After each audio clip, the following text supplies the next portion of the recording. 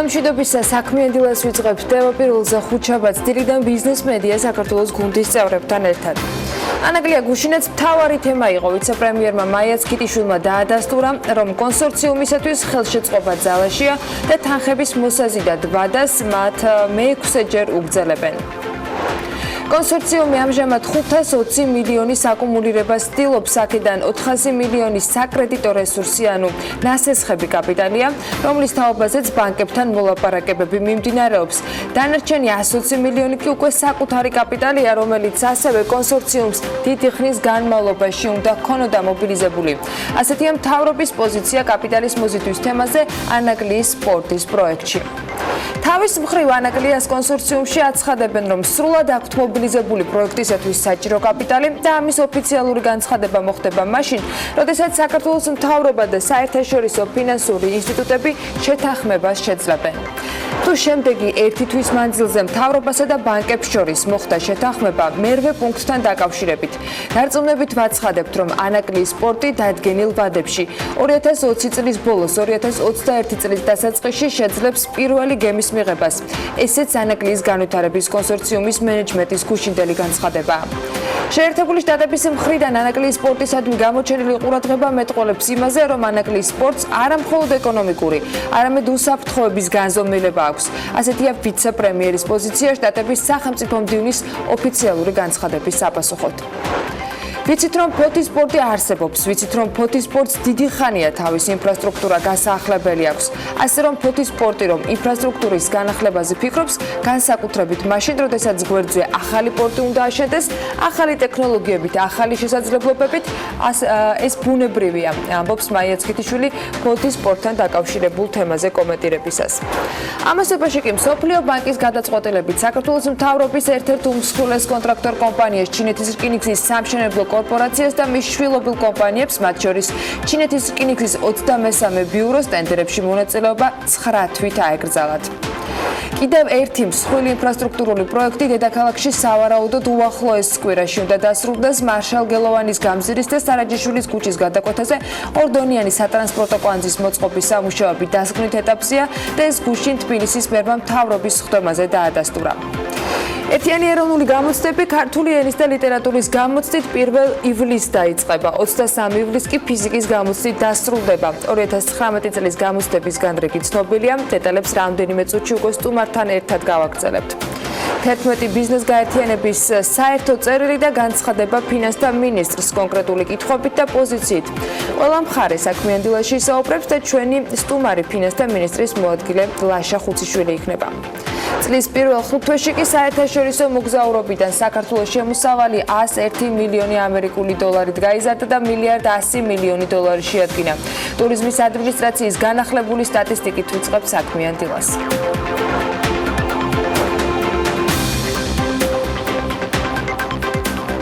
დავიდრე სტატისტიკაზე გადავალთ კიდევ ერთი 2019 წლის მშვიდობის გლობალურ ინდექსში საქართველოს 3 პოზიციით არის დაწინაურებული.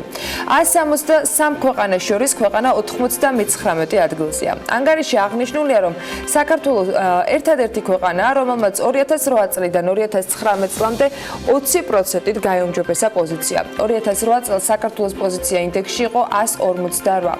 მშვიდობის გლობალური ინდექსი ყოველწლიურად აქვეყნებს ანგარიშს, სადაც ქვეყნების მდგომარეობა შეფასებულია სხვადასხვა კრიტერიუმებით. მაგალითად, მეზობელ ქვეყნებთან ურთიერთობა, იარაღის ექსპორტ-იმპორტი, პოლიტიკური სტაბილურობა ან არასტაბილურობა, დანაშაულის მაჩვენებელი, ომი, ტერორიზმი, კონფლიქტები, პოლიციელების მხრიდან ძალადობა და ასე შემდეგ. ინდექსის პირველ ათეულში კი ისეთი ქვეყნები არიან, როგორიც არის ისლანდია, ახალი ზელანდია, პორტუგალია, ავსტრია, დანია, სინგაპური, სლოვენია, იაპონია და ჩეხეთის რესპუბლიკა.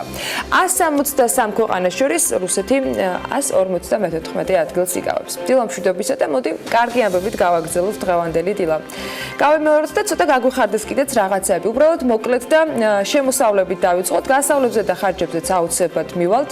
არ გვაქვს ურიგო შედეგი და გეტყვით, რომ წელს 5 თვეში საერთაშორისო მოგზაურებიდან საქართველოს შემოსავალი 101 მილიონით არის გაზრდილი და მაისში საერთაშორისო მოგზაურობიდან უფრო დეტალურად თვეებს რომ ჩავყვეთ 291 მილიონი დოლარი მივიღეთ შემოსავალად, 5 თვეში კი 1,100 მილიონი შეადგინა. სათხარჯავენ ეს ადამიანები ყველაზე მეტ ფულს, უმეტესად როგორც შედარებით წინა პერიოდის კვლევები ამბობს საკვებ დაწესებულებებში, უფრო ახალი მონაცემებით კი საკვები დაწესებულებები და სხვა დანარჩენი ატრაქციები თბილისშია კონცენტრირებული. დანარჩენი რიცხვებისათვის კი მარიამ ადამიანს მცირე სიუჟეტი ვნახოთ. წელს პირველ 5 თვეში საქართველოში 2.988.478 საერთაშორისო მოგზაური ჩამოვიდა და ზრდა წინა წლის ანალოგიურ პერიოდთან შედარებით 5.4%-ია. ტურიზმის ეროვნული ადმინისტრაციის ინფორმაციით საერთაშორისო მოგზაურების უმეტესობა, ანუ 52% საქართველოში მოგზაურობისას თბილისს ირჩევს. მეორე ადგილს ბათუმი იკავებს 19%-ით, ანუ წლის პირველ 3 თვეში ბათუმში 259.288 ვიზიტორი ჩამოვიდა. საერთაშორისო ვიზიტორების მიერ მონახულებული ადგილების ათეულში მესამე ადგილს მარნეული იკავებს, რომელსაც 191.735 ადამიანი ესტუმრა. 10.6%, ანუ 135.693 საერთაშორისო ვიზიტორია დათვლილი 3 თვის განმავლობაში გუდაურში. მას მაჩვენებლებით ყაზბეგი მოსდევს, რომლის მთავარი სავიზიტო ბარათი გერგეთის სამების ეკლესიაა. სწორედ მის და კიდევ სხვა საინტერესო ადგილების სანახავად ყაზბეგს მიმდინარე წლის პირველ კვარტალში 53.222 ვიზიტორი ესტუმრა. სტუმრები კი არც მცხეთას, სვეტიცხოვლის ტაძარს, ჯვრის მონასტერსა და არმაზის ციხესიმაგრეს აკლია. სტატისტიკის თანახმად მათ სანახავად მცხეთაში 40.967 ვიზიტორმა იმოგზაურა. რეიტინგში 22.588 საერთაშორისო ვიზიტორით ქუთაისიც დასახელდა, სადაც უცხოელების ყურადღებას განსაკუთრებით გელათის მონასტერი, ბაგრატის ტაძარი და წყალტუბოს გამოქვაბულები იქცევს. რაც შეეხება ბაკურიანს, კოხტაგორასა და დიდველს ჯამში 3 თვის მონაცემებით 20.079 ვიზიტორი სტუმრობდა. 18.173 საერთაშორისო ვიზიტორია დათვლილი ლაგოდეხში, ათეულს კი ბორჯომი ასრულებს, სადაც 2019 წლის პირველი კვარტალის მონაცემებით ვიზიტორთა რაოდენობა 14.698-ს გაუტყობდა, რაც მთლიანი რაოდენობის 1.1%-ია. წინასწარი მონაცემებით 2019 წლის იანვარ-აპრილში შემოსავალი საერთაშორისო მოგზაურობიდან საქართველოში $856 მილიონ შეადგენს, რაც 66 მილიონით მეტია წინა წლის ანალოგიურ მაჩვენებელზე.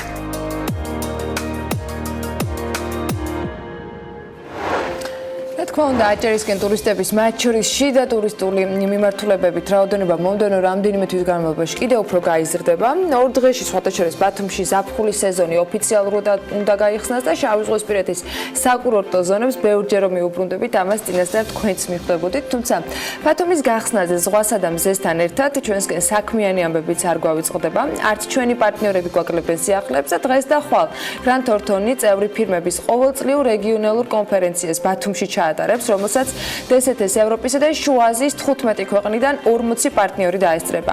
ბევრ სხვა ფირმასთან ერთად რეგიონულ კონფერენციას დაესწრება პიტერ ბოდინი, გრანდ თორტონის უფროსი აღმასრულებელი დირექტორი და გრანდ თორტონ ინტერნეშნალის სხვა ლიდერები.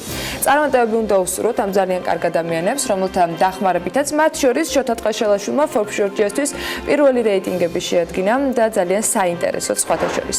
Forbes-ის მკითხველებისათვის შესაძლოა უკვე ნაცნობ თემაზე გავამახვილო ახლა ყურადღება, თუმცა აუცილებლად უნდა შევეხოთ ამასაც. ამონარიდებს ნახავდით ინტერვიუდან, რომელიც კალ ჰერცელთან ჩაწერა გიორგი საკაძემ. ჰერცელი საქართველოში ევროკავშირის ელჩის თანამდებობაზე 2018 წლის სექტემბრიდან არის. ევროკავშირის უმაღლესი რანგის დიპლომატი საქართველოს მთავარ გამოწვევად სიღარიბის დონის ასახელებს და მთავრობას 3 მიმართულებით ურჩევს ყურადღების გამახვილებას: განათლება, გარემოს დაცვა და დემოკრატიული ინსტიტუტების გაძლიერება. თუ ვისაუბრებთ დაბრკოლებებზე, ციფრებში ეს არის სიღარიბის მაჩვენებელი. გარკვეული ნაბიჯები უნდა გადაიდგას იმისთვის, რომ ქვეყანაში სიღარიბის მაჩვენებელი შემცირდეს. ინკლუზიურობის კუთხით მნიშვნელოვანია, რომ ყველა მოქალაქეს თანაბარი შესაძლებლობა ჰქონდეს, უნდა მოხდეს ქალების მეტი ჩართულობა ეკონომიკურ საქმიანობაში. ასევე მნიშვნელოვანი გამოწვევაა უთანაბრობა ქალაქსა და სოფლის დასახლებას შორის. ამ საკითხებზე ცალკეული მიდგომები გვაქვს, რომელსაც მთავრობასთან განვიხილავთ. ასევე ცალკეული მუნიციპალიტეტები ცდილობენ გადაჭრან ისეთი საკითხები, რომელიც ეხება სოფლის მეურნეობას, ფერმერების გაძლიერებას, პროდუქციისთვის შესაბამისი ბაზრების მოძიებას. რეგიონებში ბიზნესისა და წარმოების სტიმულირება ჩვენს ერთ-ერთ მთავარ პრიორიტეტს წარმოადგენს. ალბათ მიხვდით კიდეც ეს კომენტარი რატომ გავიხსენე. ირაკლი კობახიძეს იმ განცხადების გამო, რომელმაც ასეთი ნებათაღელვა გამოიწვია. აი, თავად კობახიძის განცხადება შეგვიძლია ახლა მოვისმინოთ. დღეს 750,000 ადამიანი საქართველოში ცხოვრობს სიღარიბის ხარს მიღმა. ეს არის დღევანდელი მოცემულობა. შესაბამისად, რო გახვალთ ქუჩაში, არა 1, 2 და 10 და 100 ადამიანი, შეგიძლიათ 750,000 ადამიანი იპოვოთ, რომელიც სიღარიბის ხარს მიღმა ცხოვრობს საქართველოში. ეს არის დღევანდელი რეალობა. აქ თავარია ტენდენცია ვნახოთ როგორია. ტენდენცია არის ნაჩვენები 1 სტატისტიკაში და შეგიძლიათ ნახოთ სოფლიო ბანკის მონაცემები, რომლის მიხედვითაც 2012 წელს ჩვენ დაგვხვდა 1,150,000 ადამიანი. ანუ 2012 წელს განცდა არის დღეს რომ თითქოს მაშინ იყო რაღაცა ეს სამი ტელევიზია მაშინ მთელი თავისი ძალებით არწმუნებდა ხალხს რომ ყველა იყო ბედნიერი და ყველა იყო კეთილდღეობაში თუმცა 2012 წლისთვის სიღარიბის ხარს მიღმა ცხოვრობდა საქართველოში 1,150,000 ადამიანი რაც არის მოსახლეობის დაახლოებით 1/13 უფრო ზუსტად რომ ვთქვათ დღევანდელი მონაცემებით ეს მაჩვენებელი არის 750,000 პირველი გავაკეთოთ დაშვება, რომ ირაკლი კობახიძე სრულად გულწრფელად და გულახდილად საუბრობს იმაზე, რაც იცის და სჯერა. მის ნარატივი არასწორია, იმიტომ რომ როგორც თავად ამბობს, 750,000-ზე მეტი ადამიანი სოციალურად დაუცველი არის და მეორე იმიტომ, რომ 2014-2019 წლებში რომ სიღარიბიდან ასეთი მასშტაბის ამოსვლაზე თუ ვისაუბრებთ, მაშინ ცოტა უკან რომ გადავახვიოთ, დაახლოებით 1 წლით უკან, მისივე განცხადებები სრულ შეუთავსებლობასთან იქნება დღევანდელთან, ადვილად ვიპოვით ამ ცვლილებებს და გამოდის, რომ ერთიან მეორე განცხადება დღევანდელი ან 1 წლის წინანდელი უხეში ტყუილია. ახლა მეორე დაშვებებით და რიცხვებით манипуლირების გარეშე ამბავი. შემცირდა თუ არა ბოლო 7 წელში საქართველოში ღარიბის მოსახლეობა 400,000. სტატისტიკის სამსახურის 2018 წლის მონაცემებით საქართველოში სიღარიბის ზღვარს მიღმა მოსახლეობის 20% ცხოვრობს. სიღარიბის მაჩვენებელს საქსტატი მსოფლიო ბანკის მეთოდოლოგიით ითვლის სწორედაც, რომლის მიხედვითაც აბსოლუტური და ფართობითი სიღარიბის მაჩვენებლის გამოთვლა შინამეურნეობების, შემოსავლების და ხარჯების მოკვლევიდან ხდება.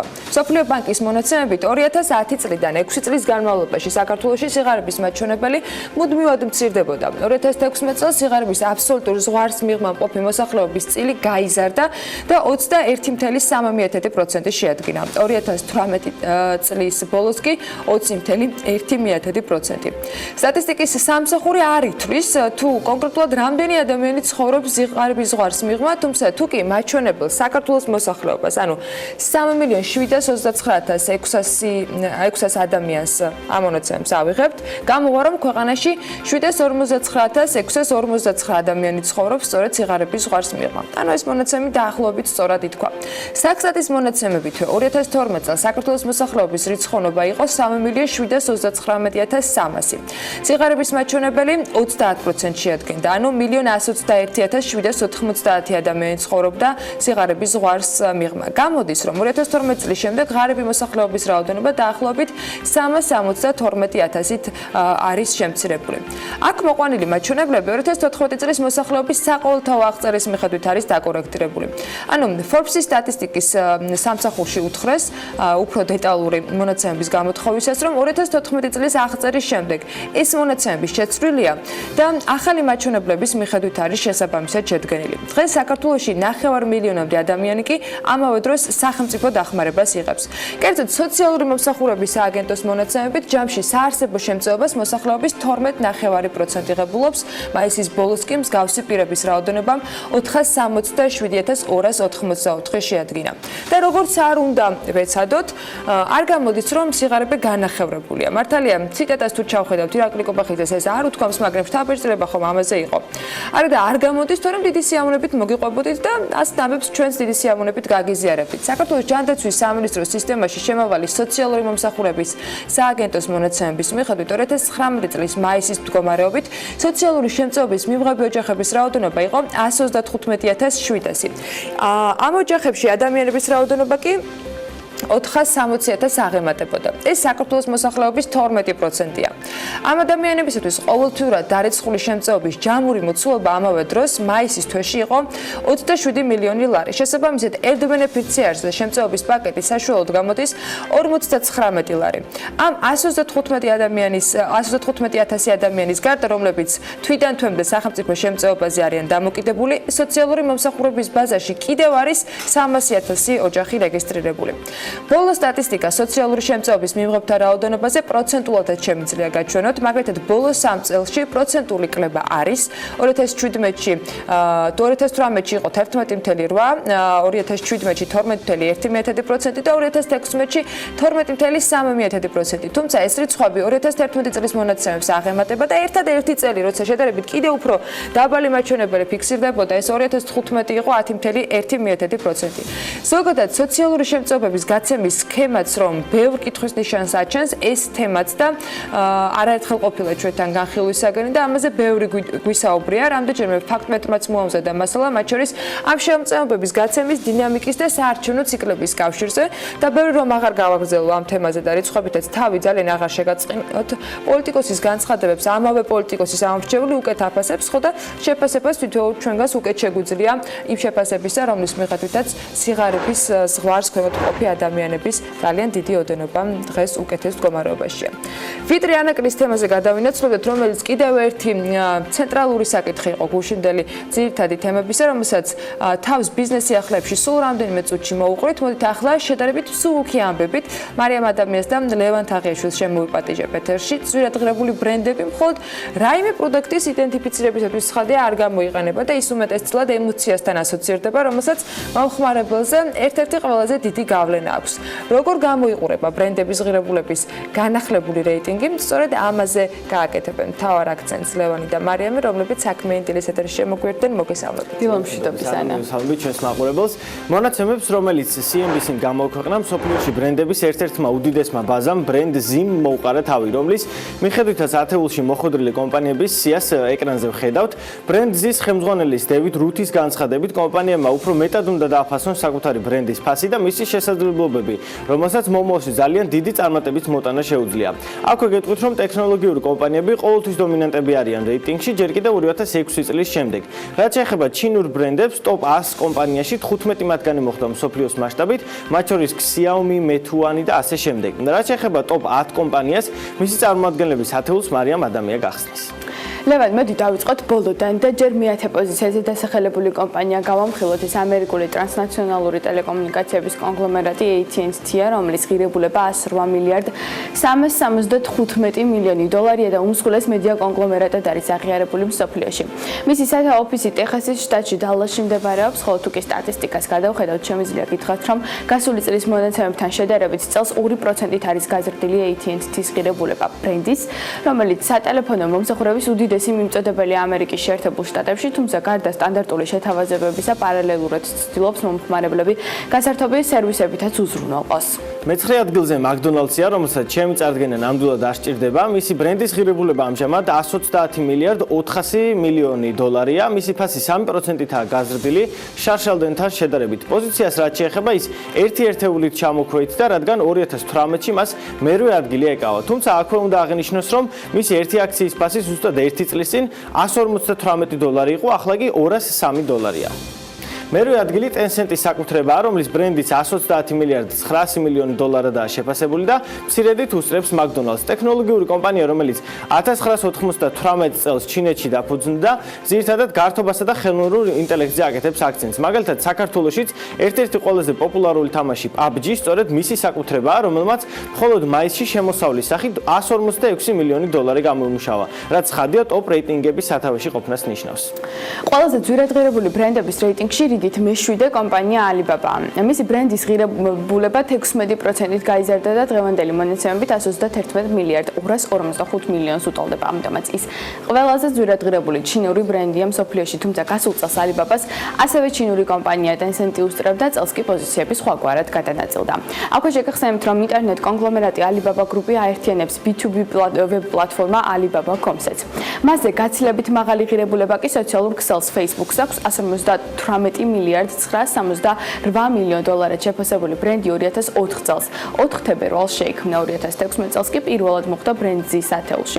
დარწმუნებული ვარ, ყველა იცნობთ პირადად თუ არა შორიდან მაინც მარკ ზუკერბერგს, რომელმაც ჰარვარდის უნივერსიტეტში სწავლის დროს მეგობართან ერთად იმუშავა პროექტზე Facebook-ზე, რომელსაც მომხმარებლები არასდროს აკლდა, თუმცა მათი რაოდენობა წლიდან წლამდე იზრდება, ამიტომაც ყოველდღიურად ქსელში 6 მილიარდზე მეტი კომენტარი იწერება და 300 მილიონზე მეტი ფოტო ქვეყნდება. თუმცა მიუხედავად ამისა, გარკვეული პრობლემების გამო ბრენდის ღირებულება 2%-ით შემცირდა. შეგახსენებთ, რომ Facebook-ი ასევე ფლობს ისეთ კომპანიებს, როგორებიც არის Instagram და WhatsApp-ი, თუმცა ბრენდზე მათ ცალკე ბრენდება დაღიქვამს და Facebook-ის ღირებულებაში მათ არ ითვალისწინებს. ხუთეულს ჩვენს რეიტინგში კომპანია Visa ხსნის, რომლის ბრენდის ღირებულებაც თითქმის 178 მილიარდი დოლარია. მან ორი ადგილით გაიუმჯობესა პოზიცია და ბრენდის ღირებულებაც 22%-ით გაზარდა. აქვე გეტყვით, რომ სულ ახლახანს კომპანიამ B2B პლატფორმა შექმნა, სადაც კომპანიებს $15,000 და უფრო მეტი თანხის გადარიცხვა შეუძლიათ ერთმანეთთან ბლოკჩეინის მეშვეობით. ცხადია, ეს ყველაფერი არაა და მომავალში მსგავსი ტიპის სიახლეები კიდევ უფრო მეტად მომრავლდება, თუ გავითვალისწინებთ $125 ტრილიონიან გადარიცხვების ბაზრის მოცულობას. მეოთხე ადგილი Microsoft-მა მიისაკუთრა. გახსოვთ ალბათ, წლების განმავლობაში მისი დამფუძნებელი Bill Gates-ი პლანეტის უმდიდრესი ადამიანი იყო და ამ წოდებას არავის არ უთმობდა. ბრენდის ღირებულებაც ცხადია, ძვირად ღირებულია და ის $251 მილიარდად ფასობს. ეს რიცხვი 25%-ითაა გაზრდილი 2018 წლის შემდეგ, როდესაც ასევე მეოთხე პოზიცია ეკავა კომპანიას. მოგეხსენებათ, ერთ-ერთი უმსხვილესი სათამაშო კონსოლი Xbox-ი სწორედ Microsoft-ის მფლობელობაშია, რომელმაც სულ ახლახანს პროექტი Scarlet-ი დაანონსა. ის გულისხმობს ახალი თაობის კონსოლს, რომელიც 40 ჯერ უფრო სწრაფი იქნება.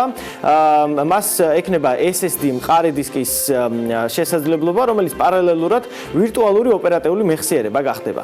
მივადგეთ ლიდერ სამეულსაც, რომლის მესამე და მეორე პოზიციები Google-მა და Apple-მა გადაინაწილეს, თუმცა გადაინაწილეს ცოტა მსუბუქად ნათქვამია, რადგან ისინი ზუსტად 12 წელია ერთმანეთის პირველობაში ეჯიბრებიან.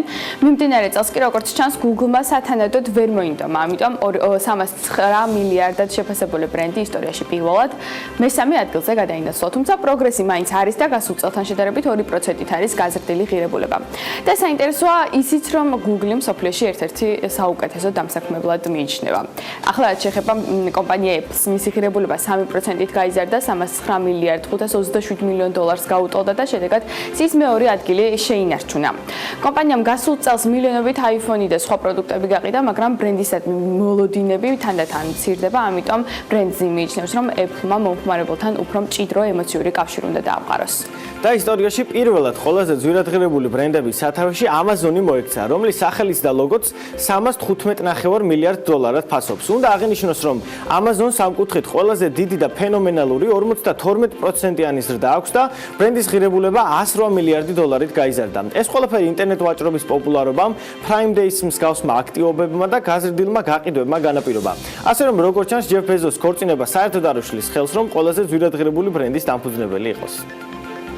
მადლობა ლევანს და მარიამ საინტერესო მიმოხილვისათვის. ასეთ ბრენდებს უსურვებ საქართველოს და რაც შეება მეც, რა თქმა უნდა, ჩვენ კი დღეს არსებული მდგომარეობით რა ხდება ბიზნესში და ეკონომიკაში, იმას უნდა გადავხატოთ და მოკლედ ბიზნეს სიახლეებს ვიწყებთ. 2019 წლის იანვარ-მაისში შემოსავალმა საერთაშორისო მოგზაურობიდან ქვეყანაში $1,100 მილიონი შეადგინა, ამ შემთხვევაში ზრდის მაჩვენებელი 9.8% იყო, ანუ 101 მილიონი მეტი ვიდრე წინა წლის იმავე პერიოდის მონაცემებით. ეროვნულმა ბანკმა ლარის გაცვლით კურსთან დაკავშირებით გუშინდელი ვაჭრების შედეგად გამოქვეყნებული მონაცემებისას მიუთითა, რომ $1 ფასი 2 ლარი და 73 თეთრია, ამერიკული დოლარი გუშინ გაუფასურდა. ისევ საქართველოს ეროვნული ბანკის მონეტარული პოლიტიკის კომიტეტმა რეფინანსირების განაკვეთი უსრველად დატოვა. მონეტარული პოლიტიკის განაკვეთი ამ დროისათვის 6.9%-ია. კიდევ ერთი შანსი ანაკლიის კონსორციუმის მთავრობისაგან ინფრასტრუქტურის მინისტრმა ანაკლიის განვითარების კონსორციუმის მიერ აღებული ფინანსური ვალდებულებების ვადის გაგრძელებაზე საპასუხოდ მედიასთან თქვა, რომ მთავრობა კონსორციუმის თხოვნითვე ვადას კიდევ 6 თვით ახანგრძლივებს. მაია ცქიტიშვილის თქმის, მთავრობაში ოპტიმისტურად არიან განწყობილები და იმედი აქვთ, რომ ვადის მეტი გადაწევა საჭირო აღარ გახდება. ასევე გამოთქვამენ იმედს, რომ ვადის გახანგრძლივება პორტის მშენებლობის ვადების გადაწევას არ გამოიწვევს. კონსორციუმიდან მივიღეთ წინა კვირას ინფორმაცია, ამ კვირის განმავლობაში ინფორმაცია იმასთან დაკავშირებით, რომ ეს სასურველი ვადა იქნებოდა 6 თვე და როგორც ჩვენ ამ შეხვედრაზეც უკვე წინასწარ ვიყავით შეთანხმებული, ჩვენ გავიზიარებდით იმ ვადას, რა ვადაც იქნებოდა მოწოდებული კონსორციუმის მხრიდან. ამდენად ჩვენ ეხლა ვიმყოფებით უკვე ჩვენ შიდა სამთავრობო პროცედურებში, ეს ცვლილება მოითხოვს მთავრობასთან შეთანხმებას, უახლოების მთავრობის ხმაზე გვექნება უკვე შეთანხმება გადავადებასთან დაკავშირებით. რაც შეეხება კითხვას შემდგომ შესაძლო გადავადებებთან დაკავშირებით, ჩვენ საერთო იმედია, რომ ჩვენ აღარ დაგჭირდება გადავადება, იმიტომ რომ როგორც იცით, ჩვენ პორტის მშენებლობის ვადა არის დადგენილი ჯერჯერობით იმ ხელშეკრულებით, რომელიც გვაქვს 2020 წლის ნოემბერი 2020 წლის ბოლო. შესაბამისად, არავისთვის არ არის სასურველი უკვე პორტის მშენებლობის ვადების გადავადება და თუ შემდგომ ეხლა უკვე რა გადავადებაზე ვსაუბრობთ, ალბათ ამაზეც გვექნება კიდევ კონსორციუმთან და საერთაშორისო საფინანსო ინსტიტუტებთან საუბარი, ბუნებრივია დაფინანსების გადავადება არ შეიძლება არ აისახებოდეს პორტის მშენებლობის ვადების გადავადებაზე და ეს არის რაც ჩვენ ყველას ერთად გვადარდებს. მთავარი პრობლემა, რის გამოც კონსორციუმი ვერ ახერხებს დონორებისგან 400 მილიონი დოლარის კრედიტის დამტკიცებას, არის ის, რომ საფინანსო ინსტიტუტებს აქვთ 8 პუნქტიანი მოთხოვნა მთავრობის მიმართ და მათ შორის ერთი შეეხება ტვირთბრუნვის რისკების დაზღვევას, რაზეც ხელისუფლებას უკვე აქვს ჩამოყალიბებული პოზიცია, რომ ისინი არ აპირებენ კონსორციუმს ტვირთბრუნვის გარანტულად დაუდგნენ. შეცვლის თუ არა მმართველი გუნდი პოზიციას, ამაზე მაიაცქიტიშვილმა გუშინ კიდევ ერთხელ ისაუბრა. თავრომ თავიდანვე განაცხადა თავისი პოზიცია, რომ ჩვენთვის ყველაზე რთული იქნებოდა ინვესტორის კომერციული რისკების მთავრობის სახელზე აღება, სახელმწიფოზე აღება. შესაბამისად, ჩვენ ეს პოზიცია თავიდანვე განვაცხადეთ, ბოლო შეხვედრაზეც ჰქონდა საშუალება ამაზე საუბრის, სადაც ჩვენს ვთხოვეთ უკვე საერთაშორისო საფინანსო ინსტიტუტებსაც და ინვესტორს, რომ უკვე სხვა შესაძლო ინსტრუმენტები გამოეყენებინათ. ასეთი არის როგორც ამ ხელმისაწვდომი საერთაშორისო სხვადასხვა საერთაშორისო ორგანიზაციების მხრიდან, მათ შორის განიხილება ევროკავშირის შესაძლო დახმარება ამ პროცესში და ასე შემდეგ. კითხვები ვიცე-პრემიერთან ფოთის სპორტზეც დაისვა. მაიაცქიტიშვილმა კიდევ ერთხელ გაუსვა ხაზი იმას, რომ ბრძანება, რომელიც ეკონომიკის მინისტრის გადაწყვეტილებით იყო გაუქმებული, ხარვეზიანი იყო, რადგან მიწათსარგებლობის ნებართვის პირობები გაცემული იყო იმ ტერიტორიაზე, რომელიც APM-ს არ ეკუთვნოდა. მისივე თქმით, ფოთის სპორტის მენეჯმენტის გეგმები გაფართოებაზე ჯერჯერობით მხოლოდ განცხადებების დონეზეა. ფოთის სპორტის არსებობა არავისთვის ალბათ სურპრიზი არ უნდა იყოს, მათ შორის არც ბანკებისთვის და არც კონსორციუმისთვის. რაც შეეხება ფოთის სპორტის გეგმებს გაფართოებასთან დაკავშირებით, ამაზეც ფოთის სპორტს უშუალოდ არაერთხელ საჯაროდ განუცხადებია იმასთან დაკავშირებით, რომ აქვთ გეგმები. ეს გეგმები სამწუხაროდ მხოლოდ გეგმებად რჩება მთელი ამ პერიოდის განმავლობაში. ხელშლის თუ არა მათ შორის იცით, ეს არის ამ შემთხვევაში სხვადასხვა ორი კომერციული სტრუქტურა. მე ვერ შევაფასებ ნამდვილად ამას, ვიცით, რომ ფოთის სპორტი არსებობს, ვიცით, რომ ფოთის სპორტი დიდი ხანია თავისი ინფრასტრუქტურას განსახლებელი აქვს. შესაბამისად ის, რომ ფოთის სპორტის ამ თავის სტრუქტურის განახლებაზე ფიქრობს განსაკუთრებით მაშინ, როდესაც გვერდზე ახალი პორტი აშენდება, აბსოლუტურად ახალი ტექნოლოგიებით, ახალი შესაძლებლობებით, არის აბსოლუტურად ბუნებრივი. ანაკლიის განვითარების კონსორციუმი მიესალმება საქართველოს პრემიერ-მინისტრის გადაწყვეტილებას ანაკლიის სპორტისათვის ფინანსების მოსაზიდად ვადის გახანგრძლივების შესახებ. ეს განცხადება ანაკლიის განვითარების კონსორციუმის მიერ არის გავრცელებული მაიაცქიტიშვილის ამ პოზიციების შემდეგ. და ამავე განცხადებაში ნათქვამია, რომ ძალიან მნიშვნელოვანია საერთაშორისო ბანკებთან მოლაპარაკების პროცესის წარმატებით დასრულებისათვის ეს დრო, რათა მოხდეს მთავრობასა და საერთაშორისო ფინანსურ ინსტიტუტებს შორის 8 პუნქტიანი საკითხების სიაზე საბოლოო შეთანხმება. ანაკლიის განვითარების კონსორციუმი მთელი პასუხისმგებლობით აცხადებს, რომ მას სრულად აქვს მობილიზებული პროექტისათვის საჭირო კაპიტალი და ამის ოფიციალური გაცხადება მოხდება მაშინ, როდესაც საქართველოს მთავრობა და საერთაშორისო ფინანსური ინსტიტუტები შეთანხმებას მიაღწევენ. ანაკლიის განვითარების კონსორციუმი ვადებში მაქსიმალურად ასრულებს საკუთარ ვალდებულებებს. კონსორციუმმა უკვე დაასრულა ყველა საერთაშორისო ტენდერი, გამოავლინა გამარჯვებული სამშენებლო კომპანიები და მზად არის ანაკლიის სპორტის მშენებლობის ახალ კიდევ უფრო აქტიურ ფაზაში გადასასვლელად. რაც შეეხება სამშენებლო ვადებს, თუ შემდეგი ერთი თვის მანძილზე მთავრობასა და ბანკებს შორის შეთანხმება მერვე პუნქტთან დაკავშირებით მოხდა, დარწმუნებით ვაცხადებთ, რომ ანაკლიის სპორტი დადგენილ ვადებში 2020 წლის ბოლოს 2021 წლის დასაწყისში შეძლებს პირველი გემის მიღებას, აღნიშნულია კონსორციუმის მიერ გუშინ გავრცელებულ განცხადებაში. პირისპირ უშედეგო შეხვედრის შემდეგ კერძო სექტორი ფინანსთა მინისტრს წერილობით მიმართავს. ამ წერილის ავტორებს შორის კი არის ის ორი ორგანიზაცია, რომელიც გასული კვირის ბოლოს მათ შორის მინისტრთან შეხვედრაზეც იმყოფებოდა.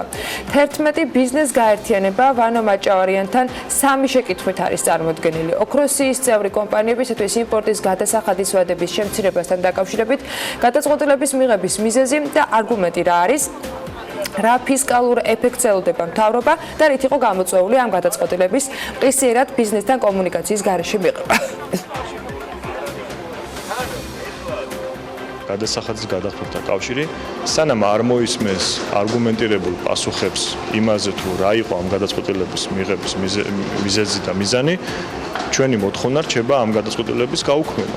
შესაძლოა არგუმენტები ისეთი ძლიერი იყოს, რომ ჩვენ თქვათ, რომ სწორი ყოფილა ფინანსთა სამინისტრო და ეს გადაწყვეტილება აუცილებელი იყო. ჩვენ მსგავსი გადაწყვეტილებებით გვეკარგება ნდობა სახელმწიფოს მიმართ, რომ ის უცებ ხვალ არ მიიღებს ისეთ გადაწყვეტილებას, რომელიც ჩვენ ბიზნეს სექტორს კრიზისში ჩააგდებს. ჩვენ მაინც იმედი გვაქვს, რომ გარკვეულწილად ამ დადგენილების გადავადება შესაძლებელია მინიმუმ მოხდეს, იმისათვის, რომ ბიზნესი მოემზადოს იმ წყვეტის აღმოფხვრისათვის, რომელიც აქ გაჩნდა.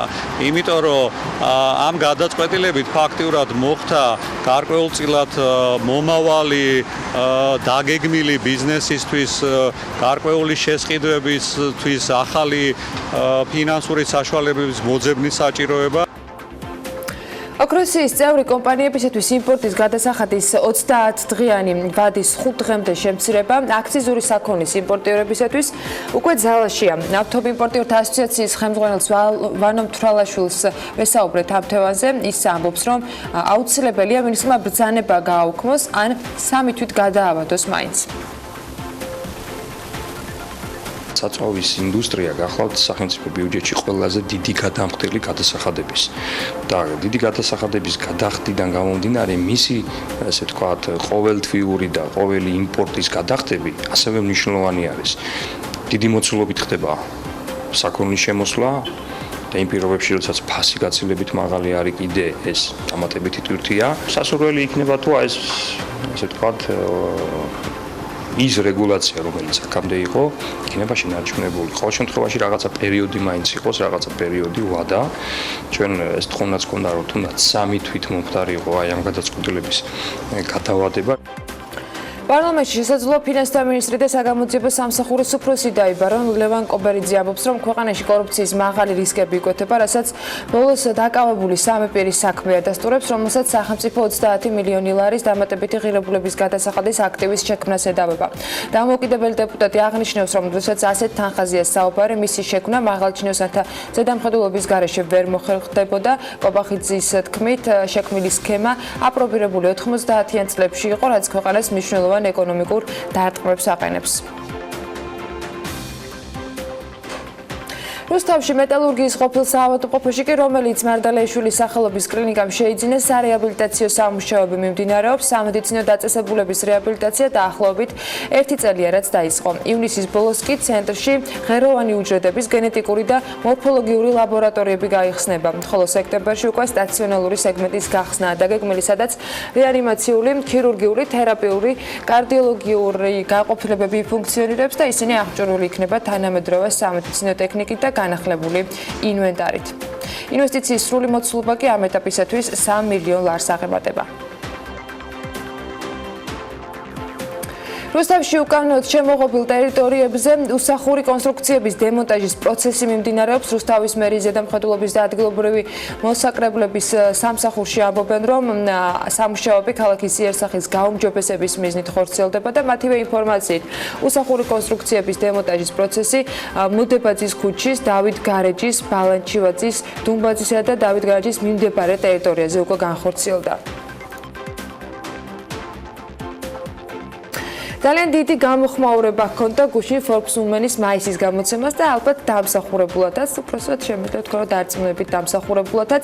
ამაზე გამოცემის ყდა და მისი გმირები არჩეულებრივი ისტორიებიც მეტყველებს, რომელიც Forbes Women-ის მაისის გამოცემაშია თავმოყრილი. ცხადია, სულ არ არის გასაკვირი, რომ ამ გამოცემას სპეციალური მიღებაც მიეძღვნა, რომელიც გუშინ საღამოს რედისონში გაიმართა საქართველოს ბანკის მხარდაჭერით და Forbes Women-ის უამრავ მხარდამჭერს მოუყარა თავი. სტუმრებს შორის ჩვენც ვიყავით ცხადია და ჩვენი გადამღები ჯგუფით საღამოს ყველა მიღების დეტალს აფიქსირებდა. ნაწილი შეგვიძლია თქვენს გაგიზიაროთ.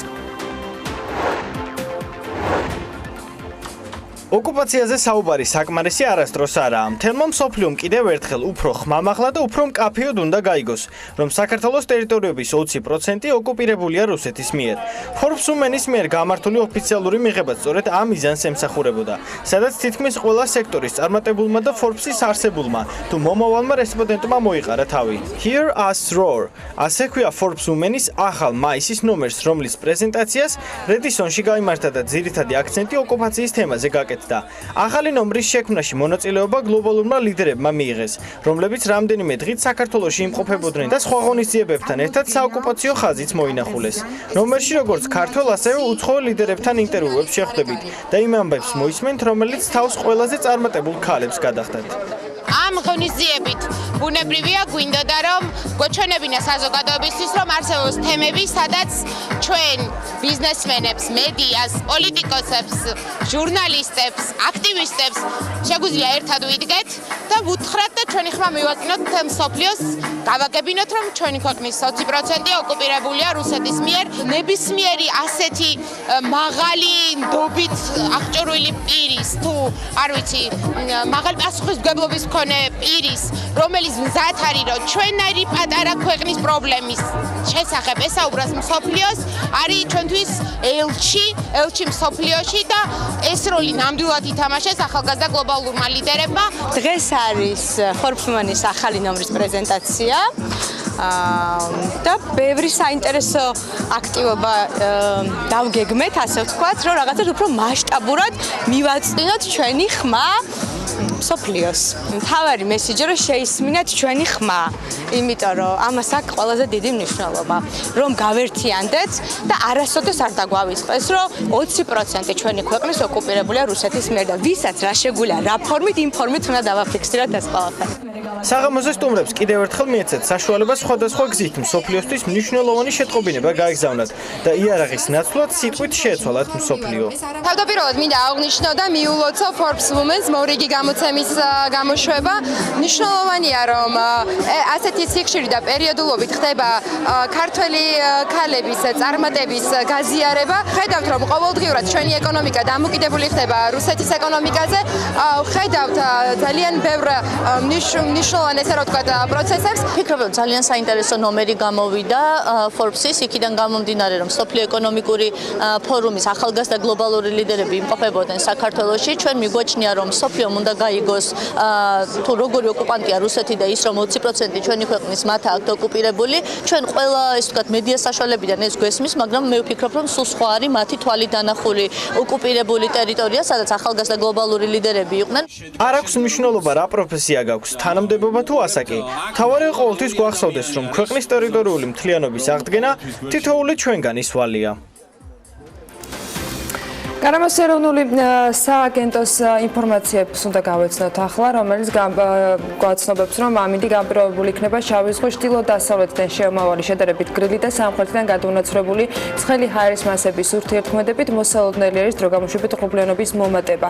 უმეტეს რაიონში ხანმოკლე წვიმა დასავლეთ აღმოსავლეთ საქართველოს შესაძლოა იყოს სეტყვა და ზოგან იქროლებს დასავლეთის ქარი. სოხუმში ხანმოკლე წვიმა იქნება ელჭექით, ჰაერის მაქსიმალური ტემპერატურა 28 გრადუსი არის მოსალოდნელი, ბათუმში 29 გრადუსამდე გათბება ჰაერი, ქობულეთში 28 გრადუსი იქნება, ქუთაისში 32 გრადუსს მიაღწევს ტემპერატურა და ზუგდიდში 31 გრადუსი დაფიქსირდება. ანაკლიაში 30 გრადუსია ნავარაუდები, ოზურგეთსა და ონში 31, გორში 22, ცხინვალში 31, მარნეულსა და რუსთავში კი 34 გრადუსი, თუმცა ამის მიუხედავად თითქმის ყველგან წვიმა ელჭექით ნავარაუდები. ახალციხეში დღის მეორე ნახევარში იქნება ხანმოკლე ხანმოკლე წვიმა ელჭექით და 30 გრადუსი, ისევე როგორც ბორჯომში. პაკურიაში ასევე დღის მეორე ნახევრიდან წვიმას ელოდებიან ელჭექის ფონზე და 26 გრადუსი დაფიქსირდება, ახალქალაქში 25 გრადუსამდე გათბება ჰაერი, სტეფანწმინდაში 20 გრადუსი იქნება და თელავში 32. დედაქალაქს რაც შეეხება, თბილისში დრო გამოშვებით ღრუბლიანობა მოიმატებს, დღის მეორე ნახევარში იქნება ხანმოკლე წვიმა ელჭექით, იქროლებს ჩრდილო-დასავლეთის ქარი და ჰაერის ტემპერატურა 34 გრადუსს მიაღწევს. აი ასეთი ამბები არის დღევანდელი დღისათვის. 13 ივნისი ასეთი ამინდით გველოდება. ჩვენ კი წინ საქმიანი დილა გვაქვს, რომელსაც სულ რამდენიმე წუთში უკვე სტუმართან ერთად რეკლამის შემდეგ გავაახლებთ.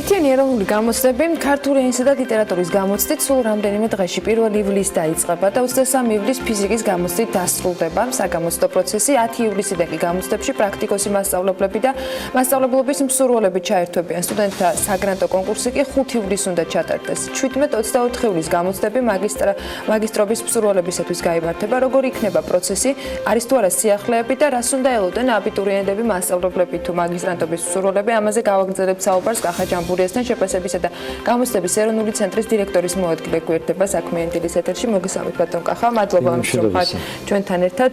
წლევანდელ საგამოცდო გრაფიკთან დაკავშირებით მინდა გითხოთ, რამდენად არის შენარჩუნებული ის სისტემა, როგორიც იყო წინა წლებში და რამდენად დაწყობილი არის, თქვენ როგორ აფასებთ წლევანდელ საგამოცდო განრიგს? ეს გამოცდები ალბათ მოგეხსენებათ 15 წელია უკვე ტარდება, მე 15 ჯერ ტარდება და ყოველთვის ტარდებოდა ამ თვეში. სხვა თვეში შეუძლებელია ამის ჩატარება ის ვერც აგვისტოში, ვერც სექტემბერში, ვერც აპრილში ვერ ჩატარდება და ყოველწლიურად ეს იხვეწება. ახლა გუშინ რო გამოვაქვეყნეთ ჩვენ განრიგი, ძალიან ბევრმა ადამიანმა დარეკაც ხელხაზზე, ბევრმა აღშფოთებულმა, რადგან ჩათვალეს, რომ მიჯრით იყო ეს გამოცდები. ეს არ არის ასე, რა თქმა უნდა, ვინც ჩააბარებს. სწორედ ამიტომ დავსკითხე, რომ გუშინ ბევრი კომენტარი წავიკითხე მათ შორის იმასთან დაკავშირებით, აი მაგალითად, უცხოენის გამოცდის წინ, რომელიც სავალდებულოა, არჩევითი მათემატიკა არის წინა დღეს აბიტურიენტებისათვის საგამოცდო დღედ შერჩეული. აი მსგავსი დამთხოვები რამდენად შეიძლება პრობლემური იყოს აბიტურიენტებისათვის? არავითარი პრობლემა არ იქნება, რადგან ყველა აბიტურიენტს მინიმუმ 1 დღე ექნება აუცილებლად შესვენება. მიჯრით გამოცდა არავის არ ექნება ჩასაბარებელი პირდაპირ მიყოლებით. აი თქვათ ქართულის გამოცდა 1 ივლისს რო არის, 3-4 ივლისს არის უნარების ზოგადი უნარების გამოცდა. ეს არ ნიშნავს იმას, რომ ორში ვინც აბარებს ქართულის გამოცდას, ის შეიძლება 3-ში მოხდეს ისევ საგამოცდო ცენტრში. ასე არ მოხდება. ამას რა თქმა უნდა ითვალისწინებს ცენტრის ადმინისტრაცია, როდესაც ანაწილებს აბიტურიენტებს ცენტრების მიხედვით და ეხლა სწორედ ეს პროცესია მიმდინარეობს, რომ ანაწილებენ ამ აბიტურიენტებს ისე რომ ერთი კვირის მერე ჩვენ ვებგვერდზე უკვე შესაძლებელი იქნება ამობეჭდოს ყველა აბიტურიენტმა თავის საგამოცდო ბარათი, სადაც მითითებული იქნება ცენტრის მისამართი, აუცილებლად მითითებული იქნება სესია, ამას ძალიან ყურადღებით უნდა დააკვირდნენ ბავშვები, იმიტომ რომ ხანდახან მათ ეშლებათ და ვთქვათ, პირველ სესიაზე რომ უნდა გამოცხადებულიყვნენ, მეორე სესიაზე, ანუ შუა დღეზე მოდიან ცენტრში და მათ არავინ არ შეუშვებს თუ შეეშალათ სესია. აუცილებლად ყურადღება უნდა მიაქციონ ამას და რა თქმა უნდა ცენტრის მისამართსაც და იქ დაწმუნდება ყველა რომ არავინ არ ჩააბარებს გამოცდებს ასე. რა მაგალითიც მოვიყვანე, უცხო ენას ვინც აბარებს, თქვა პირველ საგამოცდო დღეს და აქვს მათემატიკას ასევე არჩეული ჩასაბარებლად, ის მეორე დღის სესიაზე მოხდება. სისტემა ამას უზრუნველყოფს. სასაკვირველი ერთი დღე ყველა აბიტურიენტს მინიმუმ ერთი დღე ექნება შესვენება.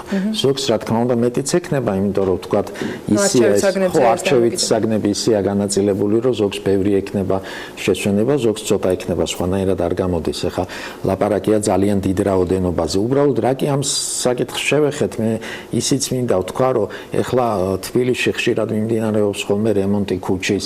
ხანდახან ისე ხდება, რომ ვთქვათ, ვერ გაითვალისწინებენ ბავშვები ან მათი მშობლები და ან ისეთ მარშრუტს აარჩევენ, რომ ძნელი იქნება ცენტრთან მიდგომა. მოკლედ მე მინდა ვთხოვო ყველას, რომ როდესაც ამობეჭდავენ საგამოცდო ბარათს, მოსაწევს იქ ამ მისამართს რომ ნახავენ, აუცილებლად წინა დღეს მივიდნენ ამ ცენტრთან და ნახონ, რამდენი დრო ეხარჯებათ მათ მისასვლელად, იმიტომ რომ ძალიან მნიშვნელოვანია ის, რომ აბიტურიენტმა გამოცდაზე არ დააგვიანოს. რეგისტრაცია გამოცდის წინ იწყება 1 საათით ადრე. ამიტომ აბიტურიენტები მოწვეულნი არიან საგამოცდო ცენტრში 1 საათით ადრე. 1 საათით ადრე თუ ვერ გამოცხადდა და 40 წუთით ადრე მოვიდა ან 9 საათით ადრე ეს არ არის პრობლემა, მაგრამ გამოცდა რო იწყება, კარები იკეტება და ვერავინ ვეღარ შევა, როდესაც გამოცდა დაიწყება. ძალიან განვიცდით ჩვენ, როდესაც ვთქვათ აღმოჩნდება წინა წლებში იყო ასეთი მაგალითები, რომ რაღაცა ავტოსაგზაო შემთხვევა მოხდა, დააგვიანა აბიტურიენტმა, მთელი წელი უცდება აბიტურიენტს თუ დააგვიანებს ერთ გამოცდაზე. ეს ძალიან ტრაგიკულია, ძალიან განვიცდით ჩვენ, მაგრამ არსებობს გარკვეული წესები, რომლის დარღვევა არ შეიძლება. წინააღმდეგ შემთხვევაში სისტემა აირევა. არც ერთი წესის დარღვევა, რაც ჩამოყალიბდა, არ შეიძლება. იყო საუბარი ასევე, რადგან ინფრასტრუქტურას შეეხეთ, რომ არჩეულიყო ისეთი შენობები, შარშანდელი და წინა წლების გამოსდებ, თუმცა სიცხე ხდება ხოლმე აბიტურიენტებისათვის ერთ-ერთი მთავარი პრობლემა, რომელზეც ისინი შემდეგ ღიად საუბრობენ, იყო შარშან გარკვეული, ვთქვათ, პროცედურები, რომელზეც გამოც დაჭირდა სახელმწიფოს, რომ დაჩქარებული წესით შეეწყდა კონდიციონერები და ასე შემდეგ. წელს ამ პრობლემასთან დაკავშირებით რა გადაწყვეტა არის ნაპოვნი? იყო მსჯელობა, რომ ცოტა ადრე ჩაანიშნულიყო, მაგრამ თქვენ აღნიშნეთ, რომ ეს დრო არის ის დრო, როცა მხოლოდ შეიძლება გამოცდებზე, ვთქვათ, განრიგი შედგეს. რა გადაწყვეტა იპოვა გამოცდების ეროვნულმა ცენტრმა ამ პრობლემასთან დაკავშირებით? ეგ პრობლემა ყოველთვის არსებობს, იმიტომ რომ მოგეხსენებათ ძალიან ცხელი თვეა ივლისი. ძალიან წუხდებიან აბიტურიენტები და ის ადამიანები, ვინც გარეთ დგანან და ელოდებიან აბიტურიენტებს, განსაკუთრებით თუ მეორე სესიაზე ვლაპარაკობ შუა დღეს. ძალიან რთულია. რაც შეეხება აბიტურიენტებს, ახლა შარშან მართალია ყველა ცენტრში დამონტაჟდა ეს გამაგრილებელი სისტემა, მაგრამ ეს არ იყო იდეალური გადაწყვეტა, რადგან ძალიან ხშირ შემთხვევაში ყველგან არ მოხერხდა ამის კედელში ჩამაგრება და ისე გაგრილება შენობის, რომ ყველა კმაყოფილი იყოს, რადგან ბევრი შენობა, აი მაგალითად ქუთაისში, სადაც ჩვენ ვატარებთ, ის ისტორიული შენობა, იქ არ შეიძლება გახვრეტა, ვთქვათ, შემდგომ ალტერნატიული, ვთქვათ, ადმინისტრაციული შენობების მოძიება ამისთვის თუნდაც. რაც შეეხება შენობებს, ეს ძალიან რთულია, იმიტომ რომ ჩვენ არა მარტო ის უნდა გავითვალისწინოთ, რამდენი ადამიანი დაეტევა. ეს არ არის მხოლოდ მთავარი. მისასვლელი გზა უნდა იყოს თავისუფალი, იქ უნდა იყოს მანქანების გაჩერების საშუალება, იქ უნდა იყოს პერიმეტრის გაკონტროლების საშუალება და ასევე ის ხალხი, ვინც გარეთ ელოდება, უნდა იყოს მათი დადგომის ადგილი, უნდა ქონდეთ ამ ადამიანებს. ძალიან ბევრი რამეა გასათვალისწინებელი. სამწუხაროდ ჩვენ არა გვაქვს იმის საშუალება, რომ რაღაც ცალკე შენობა შევქმნათ და ცალკე შენობები ავაშენოთ, ამიტომ ვიყენებთ სკოლის არსებულ შენობებს. ამიტომ რა თქმა უნდა, ეხა ეს სკოლები ჩვენ კომპეტენციას ცილდება ამის მოწყობა, ეს ინფრასტრუქტურის სააგენტო საქმეა, სკოლების მოწყობა და იგივე გაგრილების, გათბობის თუ სხვა რაღაცის გაკეთება. ჩვენ უბრალოდ თანამშრომლობთ მათთან და ვეუბნებით ხოლმე რა პრობლემებს ვაწყდებით ყოველწლიურად, რომ მე გამოვასწორონ. წლევანდელი წლისათვის ცოტა უკეთესი ვითარება იქნება ამ გაგრილების თვალსაზრისით, იმიტომ რომ ზოგიერთ ცენტრში ისევ არის გადასატანი კონდიციონერები, სხვა გზა არ არის, იმიტომ რომ იქ არ შეიძლება იმ კედლების გახვრეტა და რაღაცების დამონტაჟება. ხდება, ეს არ არის იდეალური შემთხვევა, იმიტომ რომ გადასატან კონდიციონერს ცოტა ხმაც აქვს, იძულებული ხარო გააყოფინო თავი რაღაცა ცოტათი შეაღო ფანჯარა, ანუ იდეალური პირობები სამწუხაროდ არც წელს არ იქნება. ყოველწლიურად ძალიან ვცდილობ ჩვენ გავაუმჯობესოთ ბავშვებისთვის ეს პირობები, მაგრამ იდეალამდე ძალიან შორს არის. ასე მინდა გითხოთ საგრანტო გამოცდებთან დაკავშირებით, ამასთან დაკავშირებითაც აღინიშნა, რომ აი უნივერსიტეტებში შუალედური გამოცდებია ან ფინალური გამოცდები აქვთ მათ ჩასაბარებელი. ამ ნაწილში დამთხვა რამდენ შეიძლება იყოს თუ არა კონსულტაციები უნივერსიტეტებთან, რომ ელემენტარულად არ მოხდეს დროების დამთხვა ერთმანეთთან, დედლაინებს რომ თავი დაუნებოთ, თავად უნდა გადაანაწილოს შეიძლება ადამიანმა იქ შემთხვევაში საკუთარი დრო. საქმე ის არის, რომ ამ გამოცდებს ქვია ეს ეროვნული გამოცდები ნიშნავს სახელმწიფო გამოცდებს. ეს არის სახელმწიფოში ყველაზე მნიშვნელოვანი გამოცდები, რაც ტარდება. დაახლოებით 70, არა, უფრო მეტი, თითქმის 80,000 ადამიანი დაახლოებით გაივლის ამ გამოცდებზე. ძალიან ძნელია ჩვენ ისე დავგეგმოთ ეს გამოცდები, რომ გავითვალისწინოთ ყველა უნივერსიტეტის მოთხოვნა. ეხლა სადღაც ივლისის თვეში იწყება და აგვისტოს პირველ რიცხვებში უნივერსიტეტებზე უნივერსიტეტებისგან უნდა იყოს რაიმე ფორმით ამაზე გამოხმაურება. იყო თუ არა ეს კომუნიკაცია? 15 წელი ერთი და იგივე დროს ტარდება ეს გამოცდები. რაღა უნდა გამოვაცხადოთ ჩვენ ახალი. ყველა მიცის, რომ მე-15 ჯერ იმავე დროს, ერთი და იგივე დროს ტარდება სულ. თუ რომელიმე ბავშვს დისკომფორტი შეექმნა და რაღაცა დაემთხვა, მან უნდა მიმართოს განცხადებით თავის დეკანატს ან რექტორატს და ისინი გადაუტანენ გამოცდას. სახელმწიფო გამოცდას არავინ არ გადაიტანს, ეს შეუძლებელია. იმიტომ რომ თვითონ იმ უნივერსიტეტების ინტერესია, რომ ჩვენ ეს გამოცდები ამ დროს ჩავატაროთ, რომ მათ ჩარიცხვები არ დაუგვიანდეს, რომ სასწავლო პროცესი დროზე დაიწყონ. ჩვენ არა გვაქვს იმის უფლება, რომ ან აგვისტოში ძალიან კარგი იქნებოდა სექტემბერში ან ოქტომბერში ჩაგვეტარებია, მაგრამ როდის დაიწყება სასწავლო პროცესი? ახლა უშუალოდ მინდა რომ გამოცდებზე ვისაუბროთ, შინაარსზე, რომლებსაც შეხვდებიან აბიტურიენტები. არის თუ არა წელს რაიმე ფორმით ცვლილება, ამაზე ბევრჯერ ვისაუბრეთ, მაგრამ კიდევ ერთხელ რისთვის უნდა იყვნენ მზად აბიტურიენტები? პირველ რიგში მინდა ვთქვა, რომ რაც კი რამე ცვლილება დაიგეგმა ნოემბრის თვეში ყველაფერი იყო გამოქვეყნებული, ყველა ნიმუში ეს მცირეოდენი ცვლილებებია, რომლებიც ეხება ტესტის შინაარსს, მაგრამ არის ერთი შედარებით არსებითი ცვლილება, რომელიც ტესტის შინაარსს არ ეხება, აი გრანტის მიღების წესს ეხება, როგორც იცით, 4 გამოცდას აბარებენ აბიტურიენტები და მე-4 გამოცდა არის არჩევითი. აბიტურიენტს აქვს უფლება, რომ ის მე-4 არჩევითი გამოცდა ერთი კი არა, რამდენიმე ჩააბაროს, რომ გაზარდოს შანსი სხვადასხვა პროგრამაზე ჩარიცხვის. მაგალითად, ილიას უნივერსიტეტში გამოცხადებულია მე-4 არჩევით საგნად ნებისმიერი არჩევით საგანი, რაც უნდა ის შეუძლია ჩააბაროს. თქვათ, აირჩია 3 არჩევით საგანი და 6 გამოცდას აბარებს 4-ის ნაცვლად. მე-4 გამოცდაში, თქვათ, ერთ-ერთ არჩევით გამოცდაში მიიღო დაუშვათ მაქსიმალური ქულა. და აღარ ჭირდება ის დანარჩენი 2 გამოცდა, თუმცა განცხადება გაკეთებულია.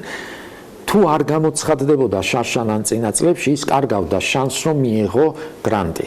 ჩვენ ჩავთვალეთ, რომ ეს არ იყო მთლად სამართლიანი და შევცვალეთ, იმიტომ რომ ვთქვათ და ავად გახდა. ძალიან კარგი ქულები მიიღო, ძალიან კარგი შედეგი აჩვენა 4-ვე გამოცდაში, მაგრამ მე-5-ზე ვერ მივიდა, იმიტომ რომ ავად გახდა, ხო? რატომ უნდა დაკარგოს ამ ბავშვმა გრანტის მიღების შანსი? წელს ასე აღარ იქნება, მაინც მონაწილეობს გრანტის კონკურსში ასეთი აბიტურიენტი, თუ ის რომელიღაც არჩევით გამოცდაზე არ გამოცხადდება, ან ჩაიჭრება, ვთქვათ.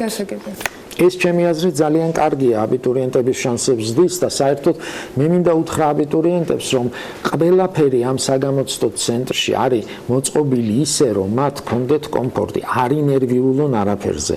ყველანაირად ძალიან გულისხმიერად მოექცევიან, ყველანაირად შეეცდებიან, რომ არ ინერვიულონ ბავშვებმა. ძალიან ცუდია, რომ ხანდახან უფროსები ზედმეტად ძაბავენ ამ ბავშვებს. შვიდად წყნარად უნდა იმუშაონ, დრო ეყოფათ, რომ დაწერონ შავადაც, გადაათეთრონ, თქვათ, აი დროებში ხომ არ არის ცვლილება ან რამე მსგავსი? მართალია ცოტა მოაკლდა დავალებები, რამდენი მაგალითად ქართული ენისა და ლიტერატურის გამოცდაზე რო ვილაპარაკოთ, 15 ქულიანი ბლოკი აქვს სავალდებულო გამოცდას წაკითხulis გააზრება, ეს არის მოკლებული და ამიტომ 15 წუთით არის შემცირებული საგამოცდო დრო. ეს ახლა არაფერი არ არის, იმიტომ რომ სინამდვილეში ის დრო, რომელიც იყო მოცემული, გათვლილი იყო, აი ვთქვათ, შეეშალა ბავშვს რაღაცა პასუხების ფურცლის გამოცვლა მოუწია, გადაწერა მოუწია. აი მაგასაც ასწრებდნენ ბავშვები. ანუ დრო იმაზე ცოტა მეტია ყველა გამოცდაზე ზოგადი უნარების გარდა.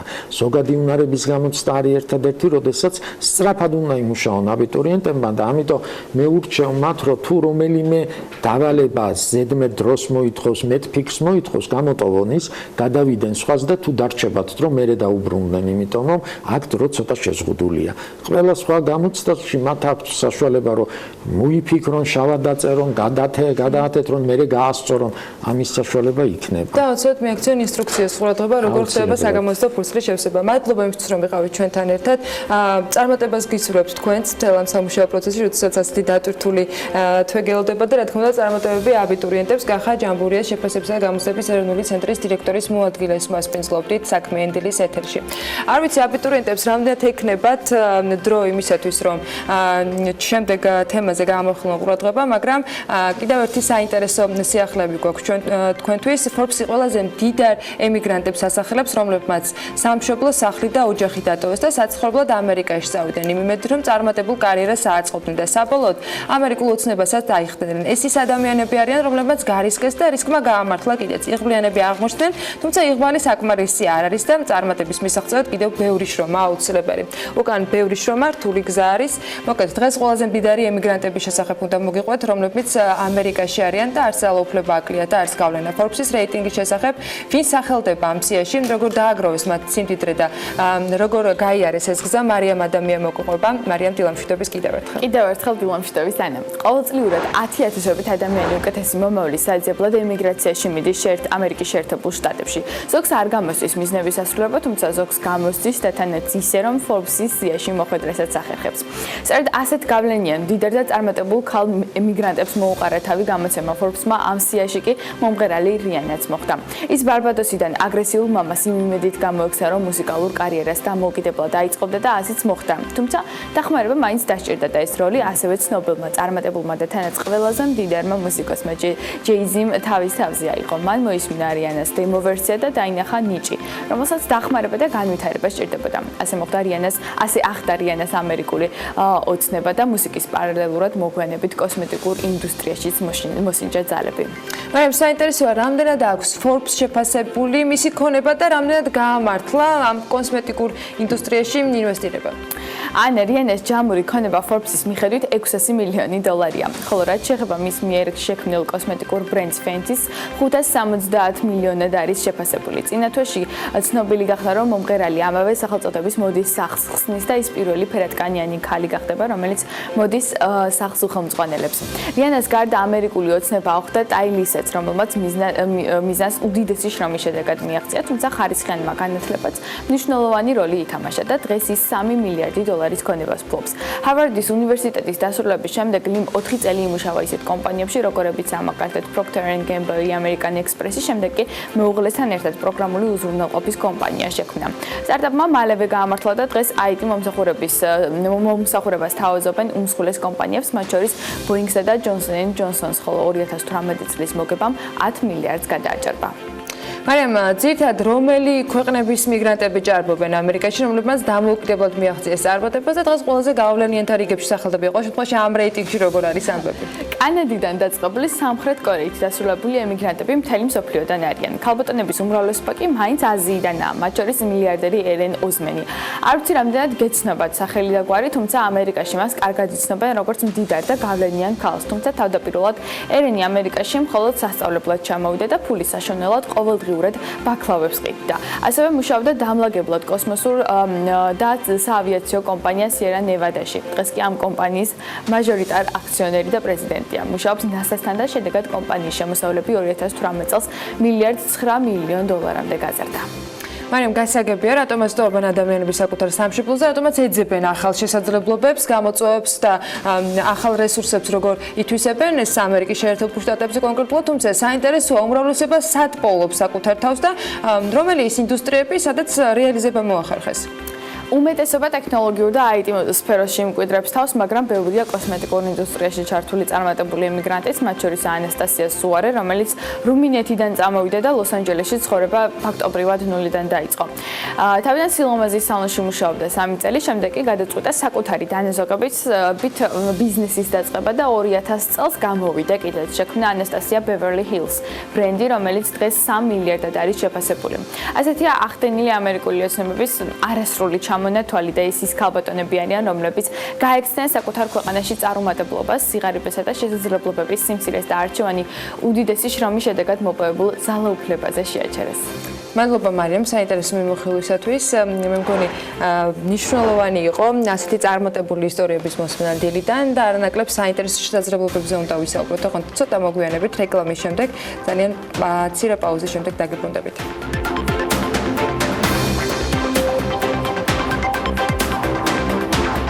საქართველოში მაგისტრალური გასადენების ახალი მონაკვეთი და განშტოებები აშენდება. ეკონომიკის სამდგრადი განვითარების სამინისტროს ტექნიკური და სამშენებლო ზედამხედველობის სააგენტომ ადიგენი გოდერძის და ნატახტარი ლეხურას მაგისტრალურ გასადენზე 33 კილომეტრიანი მონაკვეთის და 3 განშტოების მშენებლობის ნებართვა გასცა. ქუთაისის მერია ტაბიძის ქუჩაზე სამუშაოების შემსრულებელ კომპანიასთან კონტრაქტს წყვეტს. მერის თქმით, სამუშაოების შეწყვეტა ტენდერში გამარჯვებული კომპანია ჯეოსერვისისათვის ანგარიშების დაყადაღებამ გამოიწვია, რის გამოც კომპანიამ ქვეკონტრაქტორ ფირმას თანხა ვერ ჩაურიცხა. თბილისის მერის მოადგილე ელია ელოშვილი კი განმარტავს, რომ ბაგაბაღების საკვები პროდუქტებით მომარაგებელი კომპანიისათვის დაახლოებით 1,5 მილიონ ლარის დამატებას ბაღებში კვების გაუმჯობესების მიზნით გეკმავენ. ეროვნულმა ბანკმა მონეტარული პოლიტიკის განაკვეთი 6.9%-ზე დატოვა. აქედან გამომდინარე 84,320 მომხმარებელს რეფინანსირების განაკვეთზე მიბმულ სესხზე 100% განაკვეთი არ შეეცვლება. საზოგადოება და ბანკებმა ცვლად 100% განაკვეთზე მიბმული სესხები მიმოიხილა და აღნიშნულია მიმოხილვაში, რომ 1 მაისის მდგომარეობით ცვლად 100% განაკვეთებზე მიბმული 84,320 სესხია გაცემული, მათი აბსოლუტური უმრავლესობა კი რეფინანსირების განაკვეთზეა მიბმული, შესაბამისად სესხებლების 100% განაკვეთი მათთვის უცვლელი რჩება. ცვლად 100% განაკვეთზე მიბმული 4 მილიარდ 134 მილიონი ლარის მოცულობის სესხია ამ დროისთვის გაცემული. ასევე ეროვნული ბანკი აღნიშნავს, რომ მონეტარული პოლიტიკის კომიტეტი მხედველობაში იღებს ინფლაციის მოლოდინების ზრდის რისკებს და ამ გადაწყვეტილებით გათვალისწინებულია მონეტარული პოლიტიკის შემდგომი ნორმალიზაციის პროცესის ნელი ტემპით გაგრძელება. მსოფლიო ბანკმა საქართველოში მომუშავე ჩინეთის რკინიგზის 23 ჯგუფს საქმიანობა აუკრძალა. მსოფლიო ბანკის გადაწყვეტილებით ქვეყნის მთავრობის ერთ-ერთ უმსხვილეს კონტრაქტორ კომპანიას, ჩინეთის რკინიგზის სამშენებლო კორპორაციას და მის შვილობილ კომპანიებს, მათ შორის ჩინეთის რკინიგზის 23 ბიუროს 9 თვით აეკრძალებათ მუშაობა. მსოფლიო ბანკის ინფორმაციით კომპანიამ აღმოსავლეთ-დასავლეთის ჩქაროსნული მაგისტრალის მშენებლობის ტენდერში მცდარი ინფორმაცია წარადგინა, რითიც მსოფლიო ბანკის მიერ დადგენილი მოთხოვნები დაარღვია. თავად მსოფლიო ბანკი განმარტავს, რომ კომპანიის მიერ ჩადენილი ქმედება თაღლითობად არის კვალიფიცირებული. ამ თემაზე განცხადება ინფრასტრუქტურის მინისტრმა გუშინ გააკეთა. მაიაცკიტიშვილი ამბობს, რომ შესაძლო გადაცდომა სწორედ გზების დეპარტამენტის მიერ არის გამოვლენილი და მინისტრი აღნიშნავს, რომ დარღვევები, რომლის გამოც მსოფლიო ბანკმა კომპანიას ტენდერებში მონაწილეობა აუკრძალა, ჯერ კიდევ 2017 წელს გამოვლინდა სახელმწიფო გზების დეპარტამენტის მიერ და შესაბამისად დონორს ეცნობა. შიდა კომიტეტმა, ანტიკორუფციულმა კომიტეტმა განიხილა ჩვენს მიერ მიწოდებული ინფორმაცია, შეაფასა ის ასეთი სახით შეაფასა, რის საფუძველზეც 9 თვის განმავლობაში შეუზღუდა ამ კომპანიას არა სამუშაოების შესრულება, არამედ ახალ ტენდერებში მონაწილეობის მიღება. შესაბამისად, ეს შეზღუდვა შეეხება 9 თვიან პერიოდს ამ კომპანიასა და მსოფლიო ბანკის მიერ დაფინანსებულ ტენდერებს და იმ შემთხვევაში თუ ეს კომპანია შესაბამისად ეს კომპანია ვეღარ მიიღებს მონაწილეობას 9 თვის განმავლობაში იმ ახალ ტენდერებზე, რომელსაც მსოფლიო ბანკი გამოაცხადებს. მიმდინარე წლის იანვარ-აპრილში საქართველოს ნაერთი ბიუჯეტის შემოსულობებმა ჯამში 5 მილიარდ 378 მილიონ 269,863 ლარი შეადგინა. საანგარიშო პერიოდში წარმოებული აქტივების გაყიდვიდან მიღებულმა შემოსავალმა ფინანსთა სამინისტროს ინფორმაციით 27 მილიონ 10,225 ლარი შეადგინა. აქედან შემოსულობა მიწის გაყიდვიდან არის 20 მილიონ 962,596 ლარი. სახელმწიფო ბიუჯეტში მიწის გაყიდვიდან ჯამში 1,170,000 118,644 ლარის, ხოლო ტერიტორიული ერთეულების ბიუჯეტში 19,283,951 ლარის მობილიზება მოხდა. ნაერთი ბიუჯეტი საქართველოს სახელმწიფო ავტონომიური რესპუბლიკების რესპუბლიკური და ადგილობრივი თვითმმართველი ერთეულების კონსოლიდირებული ბიუჯეტია, რომელიც არ ექვემდებარება არც ერთი ხელისუფლების წარმომადგენლობითი ორგანოს მიერ დამტკიცებას. ტაქსის მძღოლები, რომელთაც შემოსავალი არ უფიქსირდებათ, ბანკებიდან სესხის აღებას შეძლებენ. ეს თბილისის მერმა კახაკალაძემ მთავრობის სხდომის დაწყებამდე გუშინ თქვა. როგორც ის ამბობს, მათ ჰქონდათ კომუნიკაცია საბანკო სექტორთან და მიღწეულია შეთანხმება ტაქსის მძღოლებისათვის სპეციალური შეთავაზება გაკეთეს. ამასთან დაკავშირებით ბანკების ასოციაციის ხელმძღვანელმა გუშინ ასევე აღნიშნა, რომ 2-3 ბანკთან მოხდება ამ თემაზე კომუნიკაციის გაგრძელება. ყველა ფაქტიურად ტაქსის მძღოლს აქვს პრობლემა, რომ შემოსავალი არსად არ არის აღრიცხული ამ ტაქსის მძღოლების და ამის გამო მათ უჭირს ბანკში სესხის აღება, ავტომანქანების გამოყვანა და ასე შემდეგ. ეგ სერიოზული პრობლემა არის მათთვის. ჩვენ მქონდა კომუნიკაცია საბანკო სექტორთან, ძალიან ბევრი ვიმუშავეთ და მივახციეთ შეთანხმებას, რომელსაც მომდევნო 3-4 დღის განმავლობაში თვითონ ბანკები გააკეთებენ ამაზე განცხადებას და იქნება კონკრეტული შეთავაზებები ტაქსის მძღოლებისთვის, სპეციალური პროგრამები კეთდება, სადაც მათ ექნებათ შესაძლებლობა, ეს არის მხოლოდ ტაქსის მძღოლებისთვის, მათ ექნებათ შესაძლებლობა აიღონ ის სესხი და თანხა იმისთვის, რომ მათ ჩაანაცვლონ ავტომობილები, იქნება იაფი კრედიტები, იქნება ხელშეწყობა იმისთვის, რომ მოხდეს, ასე რომ ვთქვათ, ხელშეწყობა ტაქსის მძღოლებისთვის. 1 აგვისტოდან კი ზონალური საათობრივი პარკირების საპილოტო პროგრამა ლესელიძეზე და ნაბანოთუბანში ამოქმედება. დედაქალაქის მერი ამბობს, რომ მოსახლეობას ინფორმაცია სპეციალური ბუკლეტებით მიწოდება. ამასთან დაკავშირებით საკრებულოს მხრიდან ტარიფები დამტკიცებულია და ახლა როგორც კალაძე აღნიშნავს, მთავარი სწორედ მოსახლეობისათვის ჯერვანი ინფორმაციის მიწოდება. ამისათვის სპეციალური ჯიხურებიც განთავსდება ქალაქის ქუჩებში და ნებისმიერ ადამიანს შეიძლება რომ დასვას კითხვები და მიიღოს მათზე პასუხები ამ ჯიხურების დახმარებით. მინდა ვიცე-მერს ბატონ ირაკლის დავავალო, რომ დავამყაროთ კომუნიკაცია მოსახლეობასთან ამ რეფორმასთან დაკავშირებით, განსაკუთრებით ვინც კონკრეტულად ამ ქუჩებზე, ამ ლოკაციებზე ცხოვრობს, ამ ადამიანებს მიეწოდოს სრული ინფორმაცია. გარდა ამისა, ჩვენ განვათავსებთ სპეციალურ ჯიხურებს, ეს არის ჯიხურები, რომელიც განთავსდება ამ ქუჩებზე იმისთვის, რომ მოსახლეობას ექნება სრულყოფილი ინფორმაცია, ნებისმიერ ადამიანს ექნება შესაძლებლობა მივიდეს, დასვას შეკითხვები და მიიღოს სრული ინფორმაცია ამ პარკირებასთან დაკავშირებით. გარდა ამისა, ჩვენ სპეციალურ ბუკლეტებს დავბეჭდავთ, რომელიც დაურიგდება იქ მცხოვრებ ადამიანებს, რომ ყველანაირად იყვნენ ინფორმირებულები.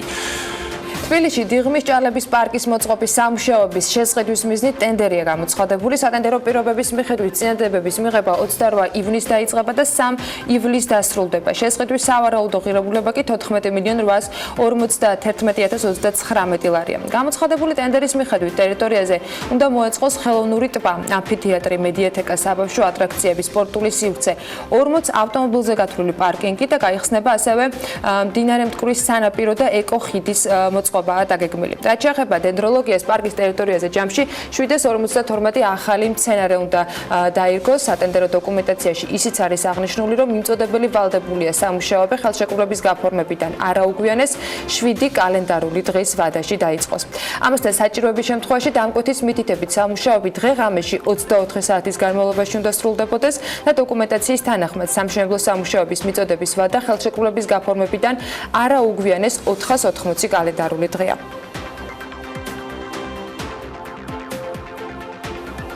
თბილისის მერის განცხადებით, რომელიც მან მთავრობის სხდომის დაწყებამდე გუშინ გააკეთა, მას აქვს ინტერესი იმასთან დაკავშირებით, თუ როდის დასრულდება მარშალ გელოვანის გამზირის და სარაჯიშვილის ქუჩის გადაკვეთაზე ორდონიანი სატრანსპორტო კვანძის მოწყობის სამუშაოები. ამ კითხვით მან მოადგილეს ირაკლი ბენდელიანს მიმართ, ასევე სთხოვა, რომ საზოგადოებისათვის მიმდინარე სამუშაოების შესახებ ინფორმაცია ეცნობებინა და ამ დიალოგში გაირკვა, რომ დაახლოებით 1 კვირა დასჭირდება ესტაკადის დასრულებას. მშენებლობის ვადები ისედაც გადაწეული არის. თბილისის მერის მოადგილე კი განმარტავს, რომ ვაშინჯვრის ესტაკადაზე ძირითადი კონსტრუქციული ტიპის სამუშაოები ამ დროისთვის ამოწურულია. ჟვანიას ქუჩასა და მიმდებარე ტერიტორიაზე, ასევე ვარაზისხევის ზედა ნაწილზე სამშენებლო ნებართვების გაცემა შეჩერდა. თბილისის მთავრობის სხდომაზე გაჟღერებული ინფორმაციის მიხედვით უსაფრთხოება მნიშვნელოვანია და სწორედ აქედან გამომდინარე ჩატარდება კვლევა, რათა მერიას ჰქონდეს ინფორმაცია, რამდენად საფრთხის შემცველია სწორედ ამ ტერიტორიებზე, ჟვანიაზე და მის მიმდებარე ქუჩებზე მშენებლობა. კალაძემ ასევე კიდევ ერთ მოადგილეს მაიაბითაძეს თხოვა, რომ დასკვნა წარმოედგინა ამასთან დაკავშირებით. მაიაბითაძე კი აღნიშნავს, რომ მოლოდინი, რომელიც ტერიტორიასთან დაკავშირებით მერიას ჰქონდა, ამ ეტაპზე დადასტურებულია. 5G ინტერნეტის თემა საქმიანი დილისათვის კვლავ აქტუალური არის. საინტერესოა, როგორი განახლებული სტატისტიკა არსებობს, როდის და რა რაოდენობით აითვისებს მსოფლიო ახალ ტექნოლოგიებს და როგორია ბოლო ტენდენციები. რა თქმა უნდა, ამ თემასაც ლევან თაღიაშვილი მიხვდა და ახლა ის პირდაპირ ეთერში გვერდება. ლევან, როგორია მონაცემები? 5G ინტერნეტი უკვე აღარა მხოლოდ ანონსია, ან შორეული მომავალი და უკვე რამდენიმე ქვეყანაში უფრო აქტიურად მიმდინარეობს მისი გამოყენება, ვიდრე ამას ველოდით. შედურმა სატელეკომუნიკაციო კომპანიამ Ericsson დასკვნა გამოაქვეყნა, რომლის მიხედვითაც დაახლოებით 2024 წლისთვის მსოფლიოს მოსახლეობის 45%-ს ახალი თაობის ინტერნეტი ექნება, რაც ნოემბრის კვლევასთან შედარებით 27%-ით გაზრდილი მონაცემია. როგორც Ericsson-ის ერთ-ერთი ხელმძღვანელი პატრიკ სერვოლი ამბობს, რიცხვები უფრო სწრაფად იზრდება, ვიდრე ამას ელოდნენ. ამჟამად გაცხარებული ბრძოლა მიდის მობილური პროვაიდერების ბაზარზე იმისათვის, რომ რაც შეიძლება სწრაფად შეიქმნას 5G ინტერნეტისთვის შესაბამისი ინფრასტრუქტურა. ეს თავისთავად მოიტანს ისეთ ტექნოლოგიებს, როგორც მაგალითად თვითმართვადი ავტომობილია და რამდენიმე წელიწადში მთელს მსოფლიოში უკვე ჭკვიანი ქალაქებიც იარსებებს. რაც შეეხება ლიმიტირებულ 5G ინტერნეტს, ის უკვე ამოქმედებულია დიდ ბრიტანეთში, ამერიკასა და სამხრეთ კორეაში. რიგში მომდევნო ჩინეთია, თუმცა ჯერჯერობით პროცესი ნელა მიმდინარეობს. მოსამზადებელ პერიოდში მსოფლიო 5G-ს წინა ტექნოლოგიებს ნერგავს, მაგალითად საქართველოშიც 4.9G მობილური ინტერნეტი სილქნეტის აბონენტებისთვის უკვე ხელმისაწვდომია, რომელიც ჯერჯერობით თბილისის მხოლოდ ცენტრალურ უბნებში ამოქმედა და წამში დაახლოებით 1 გიგაბიტ ინტერნეტზე მოგცემთ წვდომას. ცხადია, იმ შემთხვევაში თუ ბოლო თაობის smartphone-ი გაქვთ. Ericsson-ისვე განცხადებით 4G LTE-ის მომხმარებლების რაოდენობა 2022 წლისთვის 5 მილიარდ 300 მილიონ ადამიანს მიაღწევს და შემდეგ ეს მაჩვენებელი კლებისკენ წავა, რადგან აქტუალური უკვე 5G ინტერნეტი გახდება.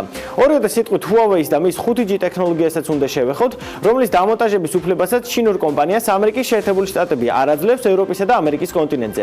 ტრამპის ადმინისტრაციის თქმით, ის საფრთხეს წარმოადგენს და ყველა ფრონტზე ხელს უშლის. ეს ყველაფერი კი ცხადია სავაჭრო ომის კონტექსტში უნდა განვიხილოთ. ექსპერტები კი ვარაუდობენ, რომ Huawei-ს ერთგვარი დაბლოკვა 5G ინტერნეტის გავრცელებას ხელს უშლის და პროცესს აძვირებს.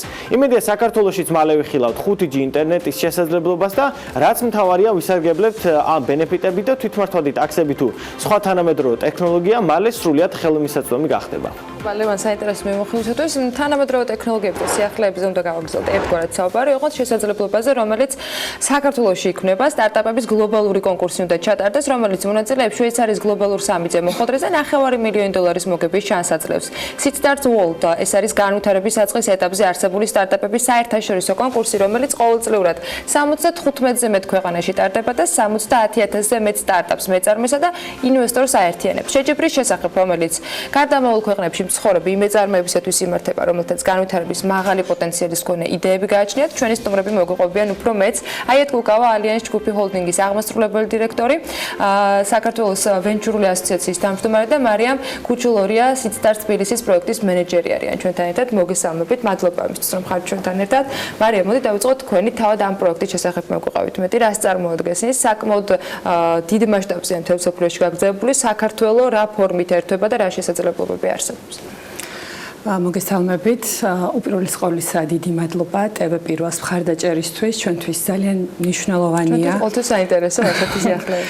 ძალიან მნიშვნელოვანია, რომ რაც შეიძლება მეტად გავრცელდეს ის ინფორმაცია, რომ რაც შეიძლება მეტმა სტარტაპმა მიიღოს მონაწილეობა საქართველოსთან, წარმოადგინონ საინტერესო იდეები და მიიღონ მონაწილეობა ამ საერთაშორისო კონკურსში.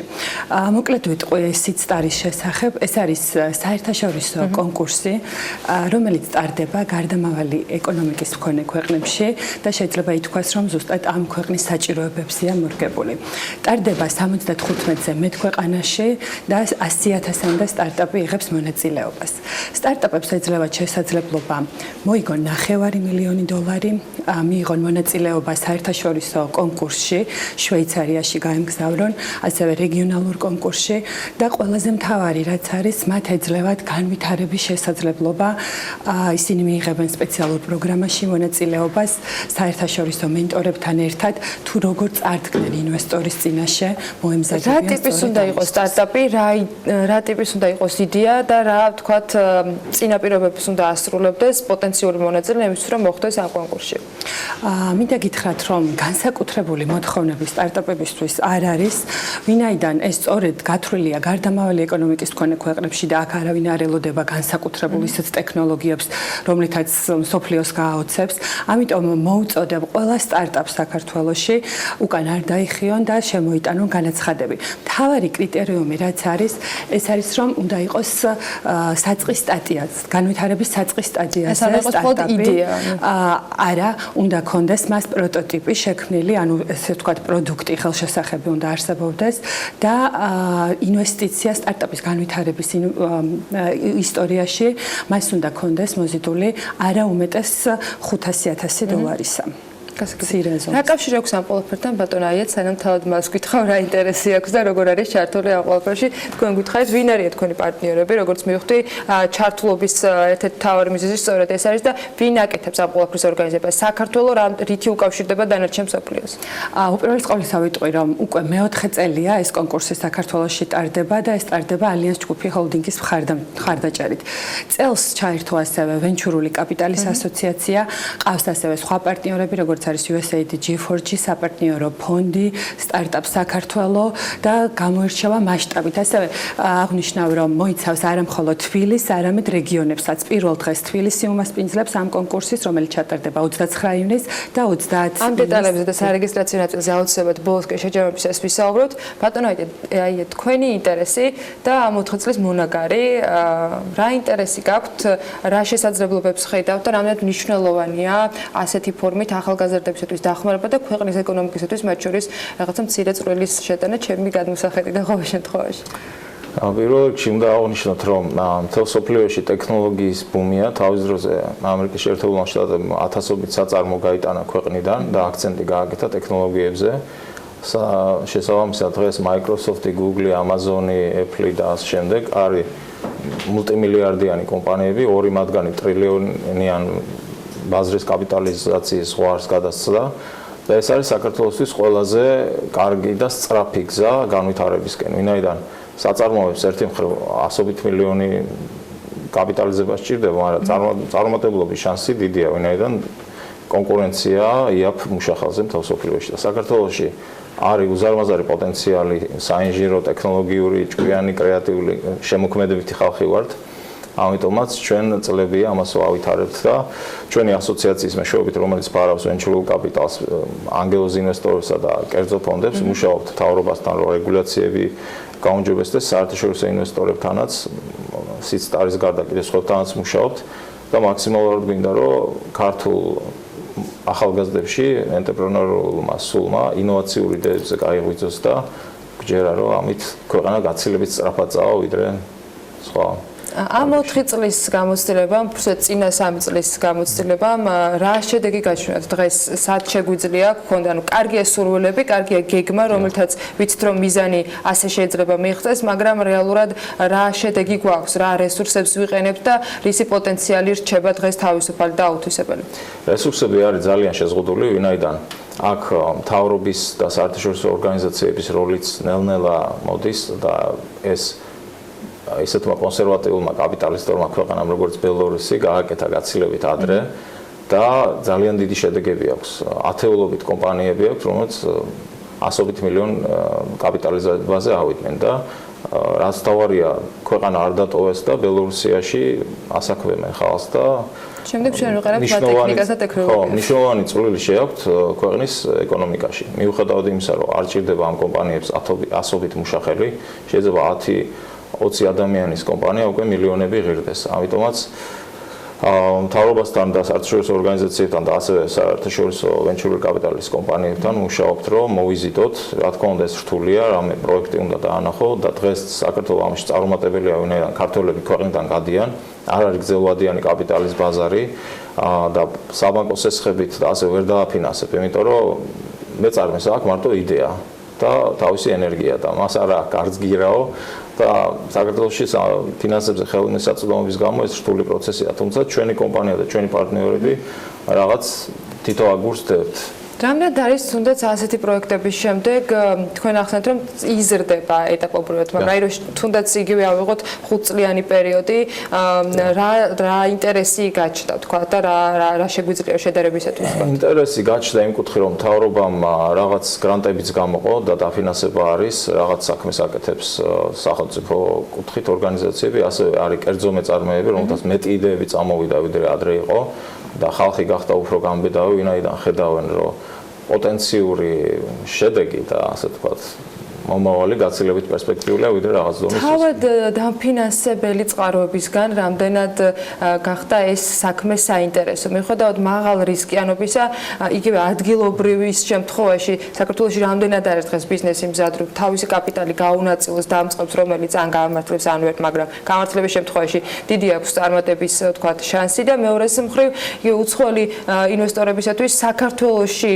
რამდენად არის საინტერესო ასეთი სტარტაპების დაფინანსება და მათთან კომუნიკაცია. თუნდაც იმ გამოცდილებამდე და იმ გამოცდილების შემდეგ, რომელსაც ასეთი კონკურსები მათ აძლევს, ფიჩინგზე ვსაუბრობ, ეს იქნება თუ იდეის სხვა დანარჩენი, თქვათ, ფინანსური იქნება თუ სტრატეგიული დოკუმენტაციის მომზადება.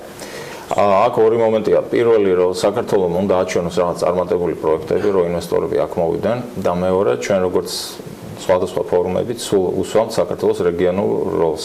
შესაბამისად, ჩვენ გვინდა საერთაშორისო ქართულ კომპანიებსა და მეწარმეებთან ერთად, რომელთაც უნდათ ვენჩურული კაპიტალის პროექტებში ინვესტიციის ჩადება, მათთან და საერთაშორისო გამოცდილ ვენჩურული კაპიტალისტების კომპანიასთან დავაფუძნოთ საქართველოში რეგიონალური ფონდი, რომელიც დააფინანსებს არა მარტო საქართველოს, არამედ რეგიონის პროექტებსაც, რითაც საქართველოს უკვე წარმოჩნდება როგორც ასე ვთქვათ, რეგიონალური ცენტრი ამ კუთხითაც, რაც ჩვენ ქვეყნისთვის არის ძალიან მნიშვნელოვანი, ვინაიდან ქართული კომპანიისთვის აქვე თუ იქნება ფინანსური ცენტრი და საინვესტიციო ფონდების ცენტრი, გაცილებით იოლი იქნება ინვესტიციის მოზიდვა. იგივე ამას რა თქმა უნდა მოყვება ადგილობრივი ტრეინინგ ცენტრები, რომლებიც ამ კუთხით გადაამზადებენ მეწარმეებს, რაც საქართველოში ძალიან მნიშვნელოვანია და ეს პროცესი დავიწყეთ. გეგმები გვაქვს, რომელსაც ახლა იმედი მაქვს, რომ ასეთი კონკურსები შეიტანენ განსაკუთრებით მნიშვნელოვან წვლილს და დარწმუნებულია, რომ თავისი წვლილი მათავისუფლად ექნებათ.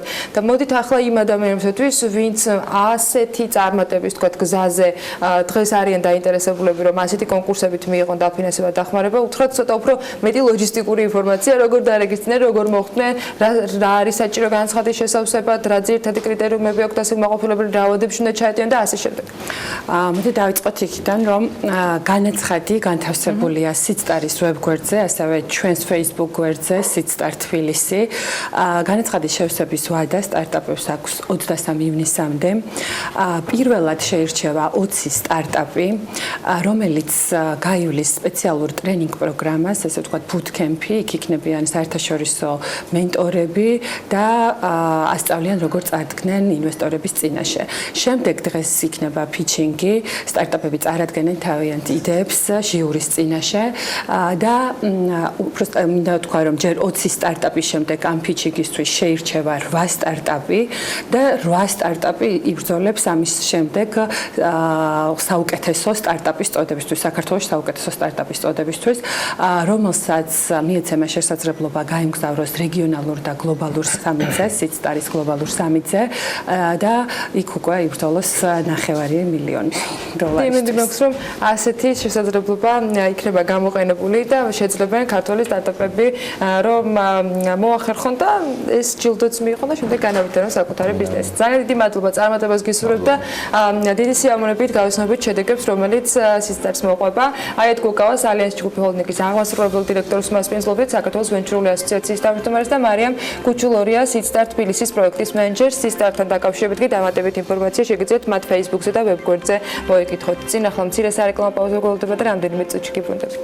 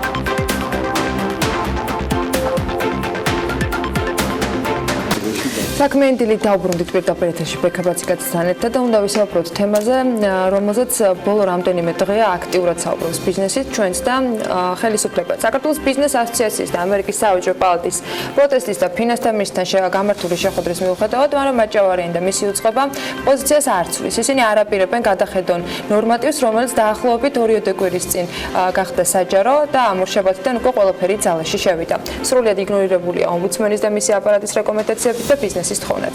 საქმე ეხება ფინანსთა მინისტრ მაჭავარიანის 2019 წლის 31 მაისის ბრძანებას, რომლის მიხედვითაც იმპორტიორი კომპანიებისთვის მთელი რიგი პრეფერენციები უქმდება, რაც ცნობილი იყო ოქროსის სახელით. რომელშიც დაახლოებით 200 კომპანია შედიოდა, რომელსაც გამორჩეული ფისკალური პორტფელი და კარგი გადამხდელის რეპუტაციაც ჰქონდა. ამ საკითხის წარდგენა და მიღება იმდენად სწრაფად მოხდა, რომ ბიზნესი დადგა ფაქტის წინაშე და ეს არ არის პირველი ფაქტი ფინანსთა სამინისტროს მხრიდან, არადა მთავრობამ დეკლარირებულად განაცხადა, რომ ბიზნესთან განსაკუთრებული კონსულტაციები და ურთიერთობები ჰქონდა და ექნება, რომელიც ტრადიციულად ჯერჯერობით მხოლოდ სიტყვა დარჩა. ბიზნესი აპროტესტებს და გუშინ მორიგი მიმართვა მომზადდა ფინანსთა სამინისტროს სახელზე, რომელსაც 11 ბიზნეს ასოციაცია აწერს ხელს, ისინი ითხოვენ საკითხში გარკვევას და არგუმენტებს. რა არის ამ მიმართვაში მთავარი, მოდი ჩვენს სტუმრებს და წერილის ავტორთა ნაწილს ვკითხოთ. ალექსანდრე რატიშვილი, გადასახადის გადამხდელთა კავშირის პრეზიდენტი, შალვა ცხაკაია, დამსაქმებელთა ასოციაციის იურიდიული კომიტეტის ხელმძღვანელი და ანის აბახტარიშვილი, ინფრასტრუქტურის მშენებელთა ასოციაციის ხელმძღვანელი არიან საქმიანი დილის ეთერში. დილომშვიდობის, მოგესალმებით, მადლობა გადაცემაში მოგზაურობისთვის. სანამ ფინანსთა მინისტრის მოადგილის მიერ გამოქვეყნებულ პოსტზე და მის არგუმენტაციაზე ვისაუბრებდეთ, თქვენი არგუმენტების მოსმენა საინტერესო, რომელიც მათ შორის ფინანსთა მინისტრთან შეხვედრაზეც გაჟღერდა, რომელიც როგორც ნახეთ არ იქნა გაზიარებული. დიდი მადლობა მოწვევისთვის, მართალი ბრძანდებით. ბოლო რამოდენიმე დღე ამ თემაზე საკმაოდ აქტიური დისკუსიებია გამართული, ძირითადად ჩვენგან ბიზნესის წარმომადგენლებისა და ბიზნესის გაერთიანებების მხრიდან. მართალია ისიც, რომ რამოდენიმე დღის წინ ფინანსთა სამინისტროში მოეწყო შეხვედრა რამოდენიმე ბიზნეს გაერთიანებასთან და ერთ-ორ ბიზნეს ჯგუფთან, თუმცა ყველანი არ ვესწრებოდით და აი ეს 11 ორგანიზაცია, რომელმაც გადავწყვიტეთ, რომ კვალიფიციური, პროფესიონალური და ოფიციალური პასუხი მიგვეღო ამ გადაწყვეტილების მიღების მთავარ არგუმენტაციასთან დაკავშირებით და ამის გამაპირებებელ მიზეზებთან დაკავშირებით. რატომ და რისთვის მოხდა?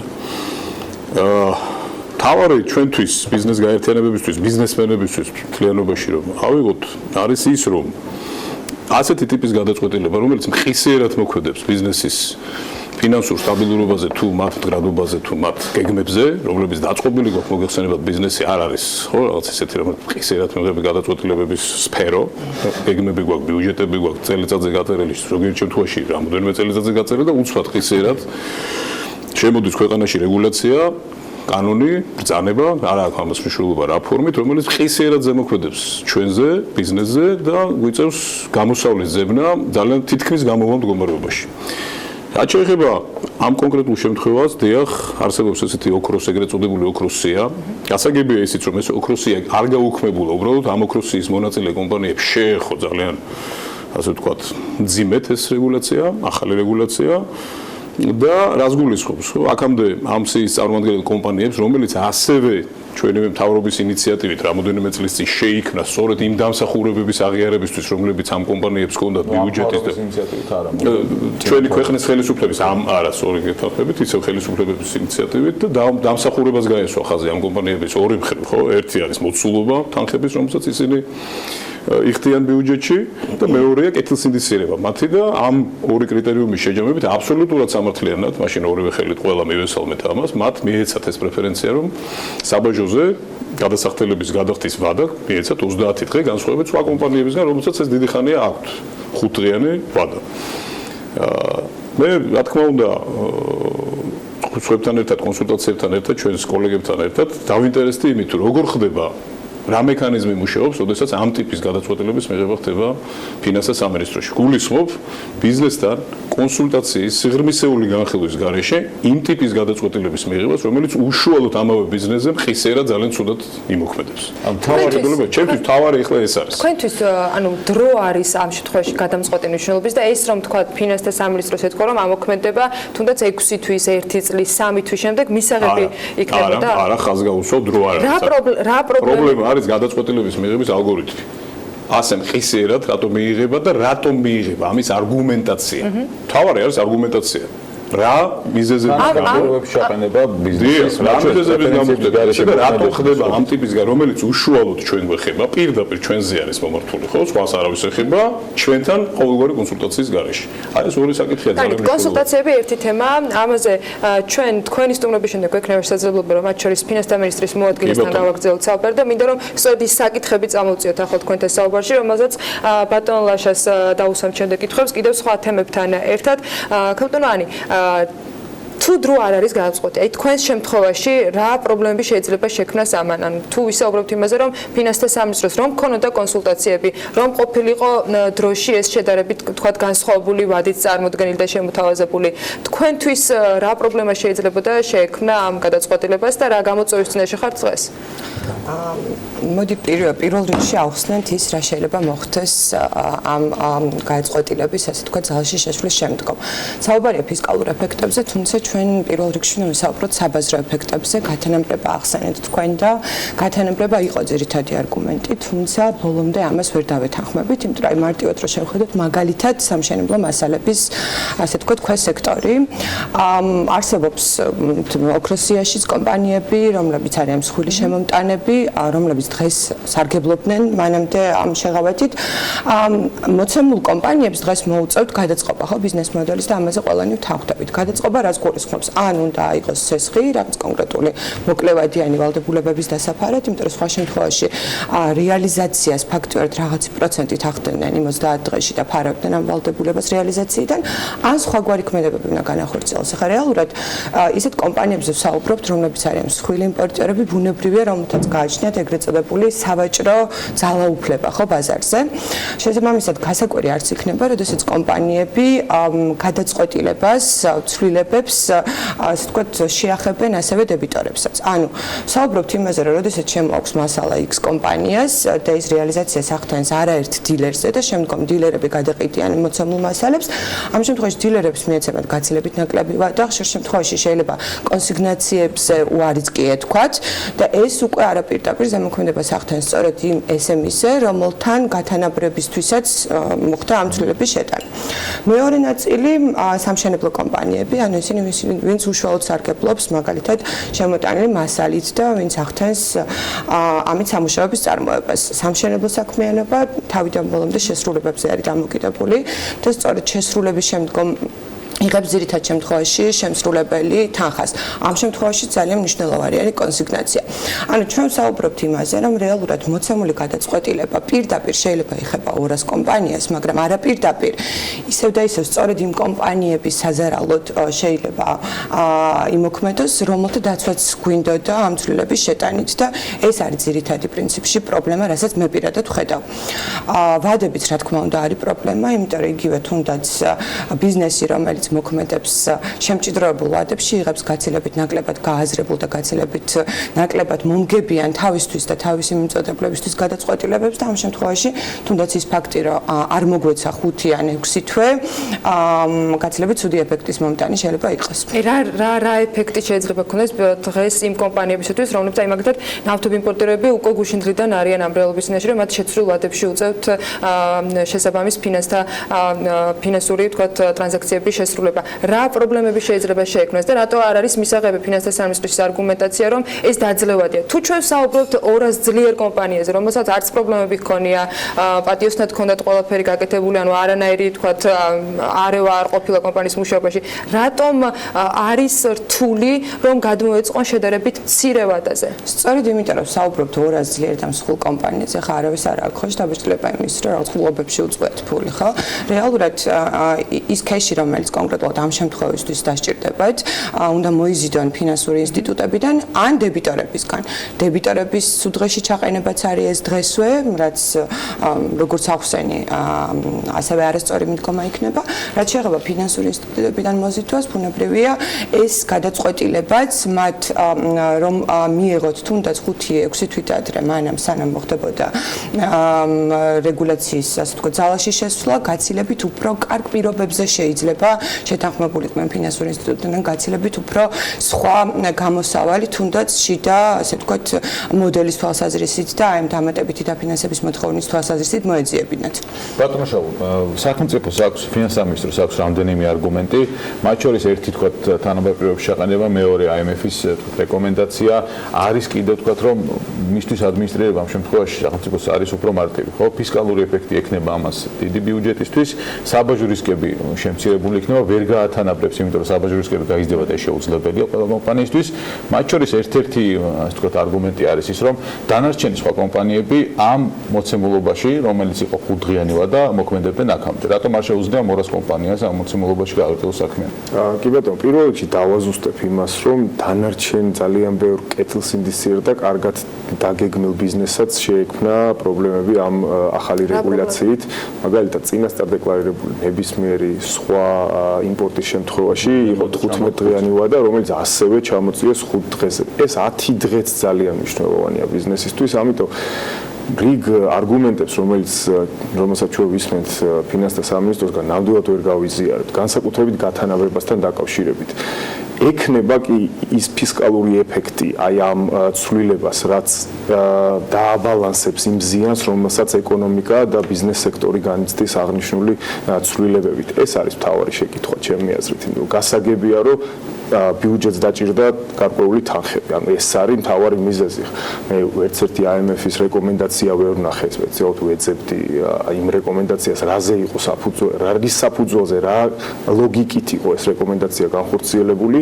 ყველა IMF-ის კონსულტანტის რეკომენდაციას აწერია, რომ ეს არ არის ორგანიზაციის რეკომენდაცია, ეს არის იმ კონკრეტული კონსულტანტის რეკომენდაცია და ძალიან მაინტერესებს ასევე ის კონკრეტული კონსულტანტი ამ კონსულტანტების ჯგუფი, რომლებმაც ეს რეკომენდაცია გასწიეს, იმიტომ იცოდნენ თუ არა მათ საერთოდ ქართული ბიზნესის რეალობა, საქართველოში ბიზნეს გააჩნდა, განსაკუთრებით იმპორტიორებს გააჩნდათ მიზანი, რომ ისინი ყოფილიყვნენ კეთილსინდისიერი ბიზნესები და შესულიყვნენ ოქროს სიაში, რათა ესარგებლათ აი ამ მე არ ვიტყოდი, რომ პრეფერენციული სისტემით, ეს არის საერთაშორისო დამკვიდრებული პრაქტიკა ნორმალურ განვითარებულ ქვეყნებში, სადაც ბიზნეს ეძლევა საშუალება 30 დღის განმავლობაში გადაიხადოს იმპორტის გადასახადი. ეს მიზანიც გაუქრა რეალურად იმ კომპანიებს, რომელსაც სურვილი ჰქონდა, იმიტომ რომ თავის დროში შეიძლება мотиваციაც იყო კომპანიებისთვის, რომ ამ ოქროსიაში მოხვედრილიყვნენ, მაგრამ ერთწლიანი ვადა ჰქონდათ. აი, რო აგიხსნათ, იმის შემდეგ რაც განაცხადს განაკეთებდნენ, 1 წლის მერე შედიოდნენ ისინი ამ ოქროსიაში. ეს 1 წლის განმავლობაში მათ უნდა დაედასტურებინათ თავისი კეთილსინდისიერებით, რომ არც ერთ ადმინისტრაციულ პასუხისმგებლობას არ დააკისრებდა მათ საგადასახადო სამსახური, რაც ძალიან რთულია, ჩვენ გვაქვს პრაქტიკა, როდესაც 12 ლარიანი გადაცდომის გამოურიცხიათ კომპანია ოქროსიდან. ანუ мотиваცია ბიზნესის იმისთვის, რომ იგი ყოფილიყო კეთილსინდისიერი იყო ძალიან მაღალი და ეხლა დღეს რა სიტუაცია თქვენ შეკითხვას რო გავცე პასუხი, რა მოუვათ ამ 200 ყველაზე დიდ კომპანიას, ხო? ბეწვის ხიდზე გაივლიან, მათივე სიტყვებით რო გითხრათ. აი, სავარაუდოდ გადავრჩებით. აი ესეთი დონის ეფექტი ექნება ბიზნესზე ამ ძელოდიან რო შევხედოთ ახლა ამ ყველაფერს სავარაუდოდ გადავრჩების რისკების მიღმა რას მისცემს კომპანიებს და რას მისცემს სახელმწიფოსთან ხომ შეიძლება გადავხედოთ ამას ფინანსთა სამინისტროს გადმოსახედიდან ყოველ შემთხვევაში იმ არგუმენტებით რასაც ისინი აღნიშნავენ გრძელვადიანობის შემთხვევაში არის თუ არა სტაბილურობის უფრო მეტის გარანტი ის გადაწყვეტილება რომელიც ფინანსთა მინისტრის მხრიდან იყო მიღებული. მოდი ეს კითხვა დავუშვათ ფინანსთა მინისტრის აუცილებლად დავუსვამთ ამ კითხვას და მინდა რომ შეჯამების ნაწილში თქვენს დაუწყოთ. რაც შეეხება ჩვენ ბიზნესის კულ გადმოსახედიდან კიდევ ერთხელ ხაზს გავუსვამთ, ეს არანაირი სიკეთის მომტანი არ იქნება. რაც შეეხება დროს, მე კიდევ ერთ მომენტს გავუსვავ ხაზს და ავაზუსტებ. არის რამოდენიმე ინტერვიუში გაისმა, რომ თქვა დრო მაინც მოეცათ, ეხლაც ვისაუბრეთ ამ დროზე. აქ მე რატო ვთქვი, რომ დრო არ არის ჩემთვის პრიორიტეტი, დროის გადატანა ან გადმოტანა. არა, დროზე კი არ არის ლაპარაკი. ჩემთვის თავარია საერთოდ რა საჭირო იყო ამ გადაწყვეტილების მიღება, არც ეხლა, არც 3 თვის მერე და არც 6 თვის მერე.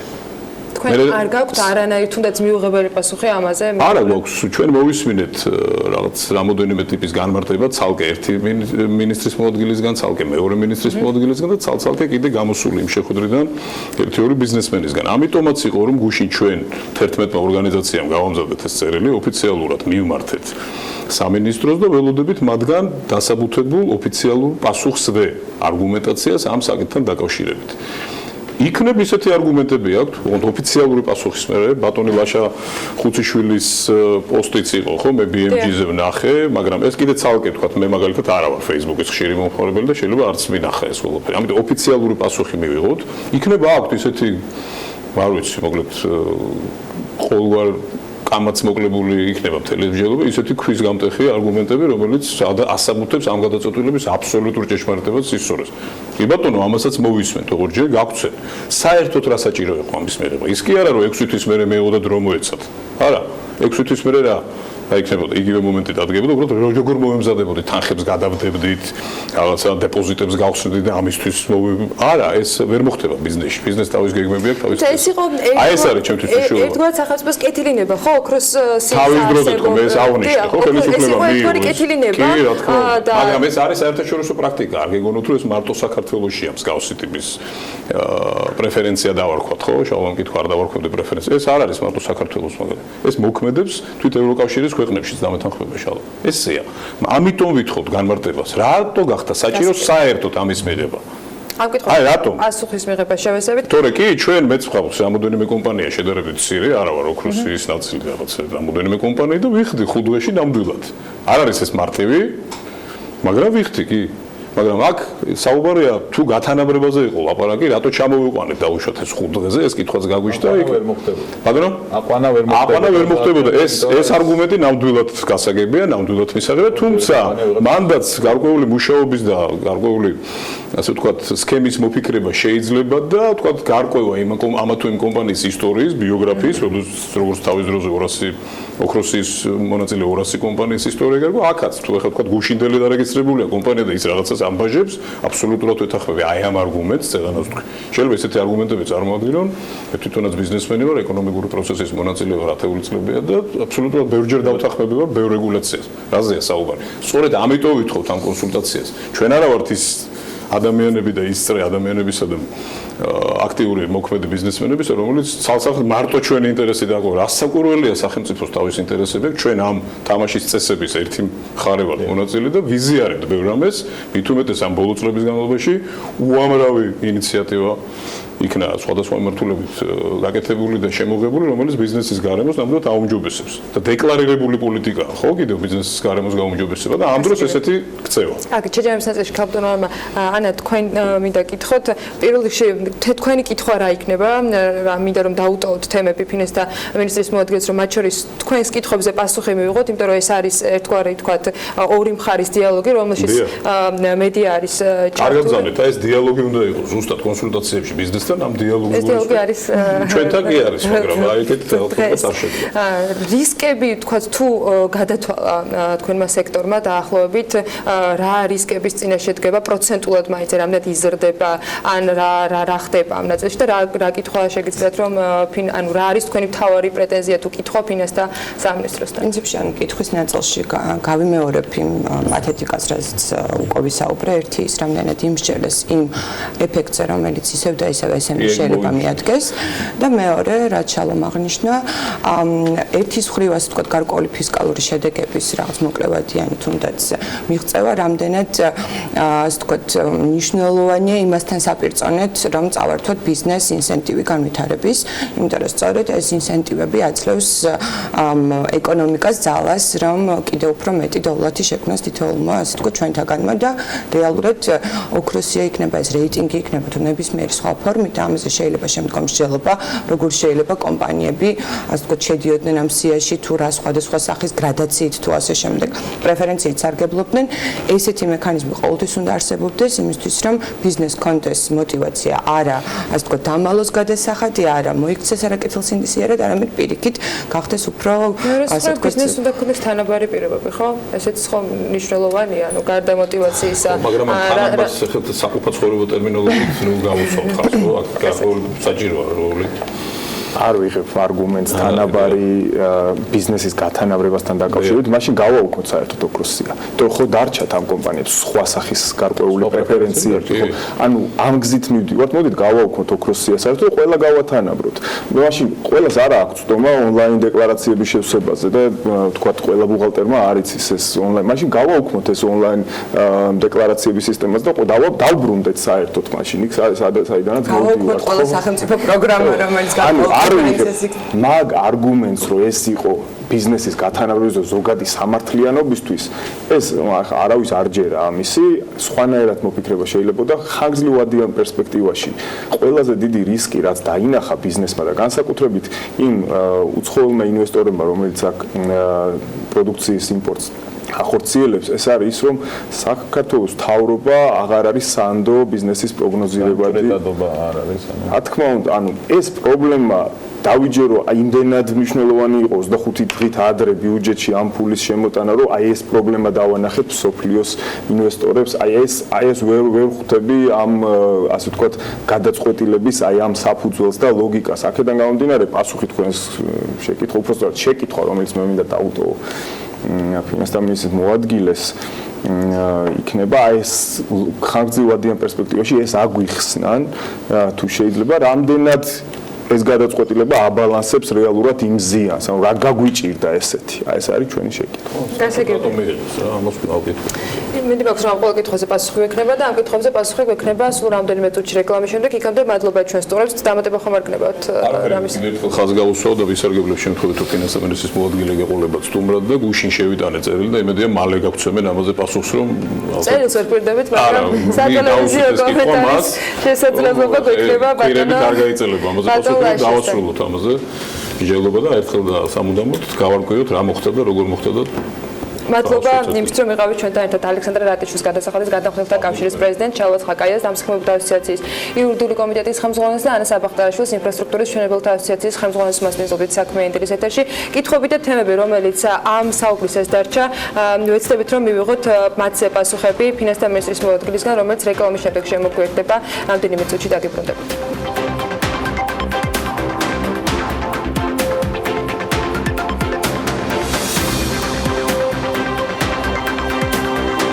საქმიანი შემდეგი სტუმრის და თემის გაგრძელება კვლავ ეგრეთ წოდებული ოქროსიას და მის ბენეფიციარებს უკავშირდება საქართველოს ფინანსთა მინისტრის მოადგილე ლაშა ხუციშვილი შეერთებული შტატებიდან დაბრუნებისთანავე წვია საქმიანის სტუდიას და საკმაოდ ვრცელი განმარტების შემდეგ რომელიც მან სოციალურ ქსელში გააკეთა ოქროსიასთან დაკავშირებით ახალ დეტალებზე პირდაპირ ეთერში საუბრობს ლაშა ხუციშვილი ფინანსთა მინისტრის მოადგილეა ჩვენთან ერთად ილამშვილ კატუმაშა მადლობა გადაცემაში მოგზაურობისთვის კითხვები თქვენ უსმენთ ნაწილს გადაცემისას როდესაც ბიზნესის მხრიდან, მათ შორის იმ ხელმომწერლობის მხრიდან, რომელიც გუშინ ფინანსთა სამინისტროს მომართეს კითხვებით და განცხადებით ამ ეთერში საუბრეს. მოდით დავიწყოთ პირველი კითხვით საჭიროება რატომ დადგა საერთოდ იმ გადაწყვეტილების და იმ ბრძანების, რომელიც ფინანსთა მინისტრმა გამოსცა, რომელიც ეხება იმ ერთგვარი შეზღუდვების დაწესებას, ან შეიძლება ვთქვათ პრეფერენციების მოხსნას, რომელიც ეგრეთ წოდებული ოქროსიის ვთქვათ წევრებს ეხებოდა ამ დრომდე.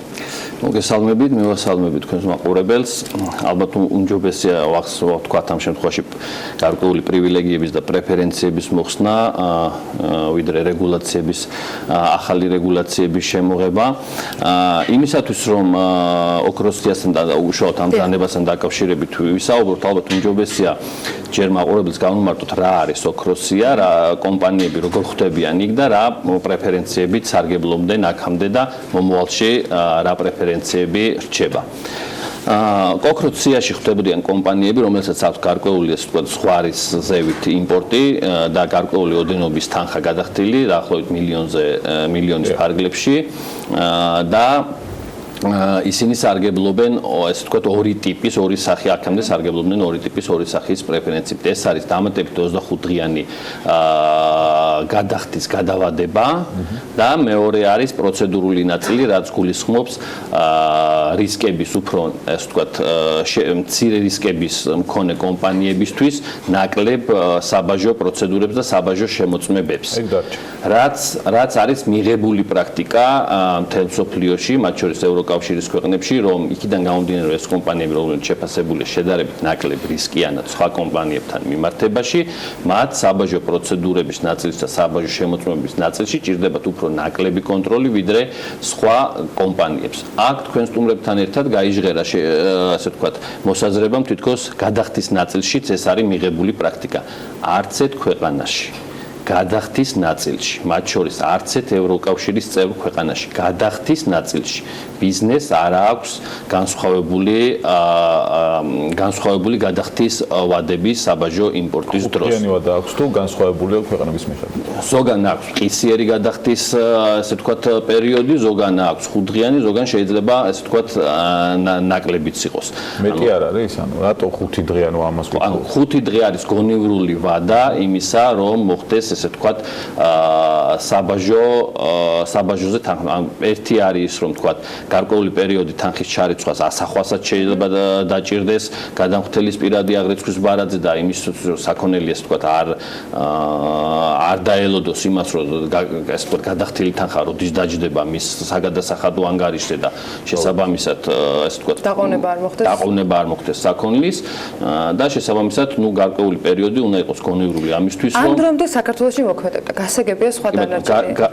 გავაგრძელებ თუ შეიძლება, ანუ ერთი რაც ცალსახად ცდარი ინფორმაციაა, რომ გადახდის ნაწილში თითქოს გარკვეულ ტიპის კომპანიებს, რომელიც არის ოქროს სია და ამის ანალოგი არის ევროკავშირში, რომელიცაც ჩვენ ახლა ახალი საბაჟო კოდექსის შემოგვაქვს, ეს არის ავტორიზებული ეკონომიკური ოპერატორის ცნება, როდესაც ამ სტატუსს აიღებენ კომპანიები, უკვე მათ შეუძლიათ ისარგებლონ როგორც საქართველოში ამ სტატუსით, ასევე ის აღიარებული იქნება ევროკავშირის ქვეყნებშიც, მაგრამ ევროკავშირის ქვეყნებში ამ სტატუსის მქონე კომპანიებს არ აქვს გადახდის ნაწილში არანაირი განსხვავება და მნიშვნელოვანია ეს იმისთვის, რომ იყოს თანაბარი კონკურენციული პირობები.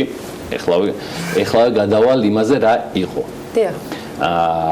მნიშვნელოვანია, რომ იყოს თანაბარი კონკურენციის პირობები ყველა კომპანიისთვის. მიუხედავად იმისა, რა ესე ვთქვათ რისკის მატარებელია ესა თუ ის კომპანია და მიუხედავად იმისა, რა მოცულობის ესე ვთქვათ ბრუნვები აქვს. ანუ მოცემულობა რა იყო დღეს? აქამდე მოცემულობა იყო, რომ ამ კრიტერიუმებს აკმაყოფილებდა 200 კომპანია და 50000 კომპანიაზე მეტი ამ ასე ვთქვათ ამ მოცემულობით ვერ სარგებლობდა ოქროსის ესე ვთქვათ სტატუსით. თუმცა მათ ქონდათ შანსი, რომ ამ 200 კომპანიას შემატებოდნენ. მათ აქვთ ხო კიდე ერთი მომენტი, ოქროსია არ გაუქმებულა, ოქროსის კრიტერიუმები არ გაუქმებულა, ოქროსის ნაწილში გაუქმდა მხოლოდ გადახდის გადავადება. მათ აქვს შანსი დღესაც, რომ გახდნენ ოქროსის მონაწილე და ისარგებლონ იმ გამარტივებული პროცედურებით, რაც ბუნებრივად მოყვება იმ კრიტერიუმიდან გამომდინარე ნაკლებ რისკიანობას. ბატონოში, მოდი მივყვეთ კითხვებს და ეს აღწერეთ დღეს სიტუაცია და აღწერეთ ის რეალობა, რომელიც ამ ბრძანების შემდეგ, რომელიც ფინანსთა მინისტრის მიერ არის სახელმოწერილი, დადგა. ჩვენთან მოქმედებდა ის, რაც მოქმედებდა, ეს იყო 25 დღიანი საშეხავათო დამატებით 25 დღიანი საშეხავათო პერიოდი. რა რისკებს უქმნიდა ქვეყანას ეს 25 დღიანი დამატებით საშეხავათო პერიოდი და რა აუცილებლობა იდგა იმ გადაწყვეტილების, რომელიც არის მიღებული მაისის ბოლოს? პირველ რიგში საუბარია აქ იმაზე, რომ 25 დღიანი ესე ვთქვათ გადავადების პერიოდი სარგებლობდა 200 კომპანია და ვერ სარგებლობდა 50000-ზე მეტი კომპანია. ანუ ისე თანაბრობაზე ვაკეთებთ აქცენტს, პირობების თანაბრობაზე, ხო? რა თქმა უნდა, ეს არის უპირველესი პრინციპი. ეხლავე მაგაზეც გადავალ, რატო, ანუ აი ეს ესე ვთქვათ ლოგიკური კითხვაა, რატო არ შეიძლება რომ გავზარდოთ მაგალითად. არა, გაზრდაზე არ გულისხმობ. აი ბიზნეს კონდა კითხვა ამ შემთხვევაში თუ მოიხსნა თქვათ +25 დღე პრეფერენცია, რატომ არ მოიხსნა დანარჩენი პრეფერენცია თუ თანაბრობაზე ვსაუბრობთ საბაჟო პროცედურებში? მაგაზე გაგცემ ზუსტად პასუხს, ანუ ამ პირველ კითხვიდან გამომდინარე გადავალ უკვე გავაგრძელებ ამ კითხვაზეც პასუხს. ანუ პირველ რიგში მნიშვნელოვანი პირველი პრინციპი, რაც ეს თქო შეგვიძლია საგადასახადო პოლიტიკა და საბაჟო პოლიტიკა შევადაროთ, ის არის რომ უნდა იყოს აუცილებლად თანაბარი კონკურენტული პირობები საგადასახადო და საბაჟო პოლიტიკის მიმართულებით. ეს არის ყველაზე მთავარი, რაც პირველ რიგში უნდა დააკმაყოფილოს საგადასახადო და საბაჟო პოლიტიკამ, რაზეც უნდა გასცეს პასუხი. ამის შემდეგ მოდის მხოლოდ ის, რომ საგადასახადო ტვირთი რამდენი უნდა იყოს კიდევ უფრო დაბალი თუ კიდევ უფრო მალე. არ აქვს მნიშვნელობა არც საგადასახადო ტვირთს და არც ესე ვთქვათ ადმინისტრების ნაწილში პროცედურულ ესე ვთქვათ CEO-ლეს იმ შემთხვევაში თუ რომელ კონკრეტულ გადამხდელს აქვს ნაკლები საგადასახადო ესე ვთქვათ ტვირთი და რომელიმე მეორე გადამხდელს აქვს უფრო მეტი საგადასახადო ტვირთი. ანუ ეს არის ფუნდამენტური საკითხი, რაზეც ესე ვთქვათ მსჯელობა ყოველთვის მიდიოდა და ამ მიმართულებით არაერთი ნაბიჯი გადაიდგა. კიდევ ერთი საკითხი თქვენ სტუმრებთან ერთად ესე ვთქვათ ერთ არგუმენტად გაიჟღერა რომ 200 კომპანიას ქონია რაღაც განსაკუთრებული ესე ვთქვათ დამსახურება იმისათვის რომ მათ გადახდის ნაწილში საგადასახადო ესე ვთქვათ გადასახადის გადახდის ნაწილში აქ ქონდათ ესეთი შეღავათი. მე ესეთი ჩემთვის წარმოუდგენელია რა ტიპის დამსახურება უნდა ქონდეს კომპანიას რომ ის იყოს ესე ვთქვათ პრეფერენციულ რეჟიმში სხვა გადამხდელებთან მიმართებაში. რისკიანობის საკითხი არის საერთოდ სხვა კრიტერიუმი. ანუ ეს არის საგადასახადო ადმინისტრების ინსტრუმენტი იმისათვის რომ ეფექტურად მოახდინო საგადასახადო ადმინისტრება. ის კრიტერიუმები რაც ოქროსიისთვის არის დადგენილი, ის უზრუნველყოფს იმას, რომ ბუნებრივად ეს კომპანიები არიან ნაკლებ რისკიანი. შესაბამისად, ნაკლებ რისკიანობას მომოდეს ნაკლები საგადასახადო და საბაჟო შემოწმებების აუცილებლობა. თუმცა ეს არანაირ კავშირში არ არის გადახდის ნაწილში. სხვა კომპანიებს აქვთ мотиваცია რომ ამ ოქროსიაში სხვა კომპანიებს დღესაც აქვს мотиваცია რომ ოქროსიაში მოხდეს იმისათვის რომ მათ ნაკლები საბაჟო შემოწმებები და პროცედურები გაიგოს. ფინანს და სამინისტროს ქონდა თუ არა დათვლილი, ან აქვს თუ არა რაიმე ფორმით, თუ გაქვს თქვენ რაიმე ფორმით დათვლილი, რამდენი თქვათ კომპანიისათვის შეიძლება იყოს რისკის გაზრდა აი ამ მოკლე დროში გადაწყობა ამ ახალ რეალობაზე და თქვათ რას თანაბრობის მიღმა რას იღებს სახელმწიფო ამ გადაწყობით.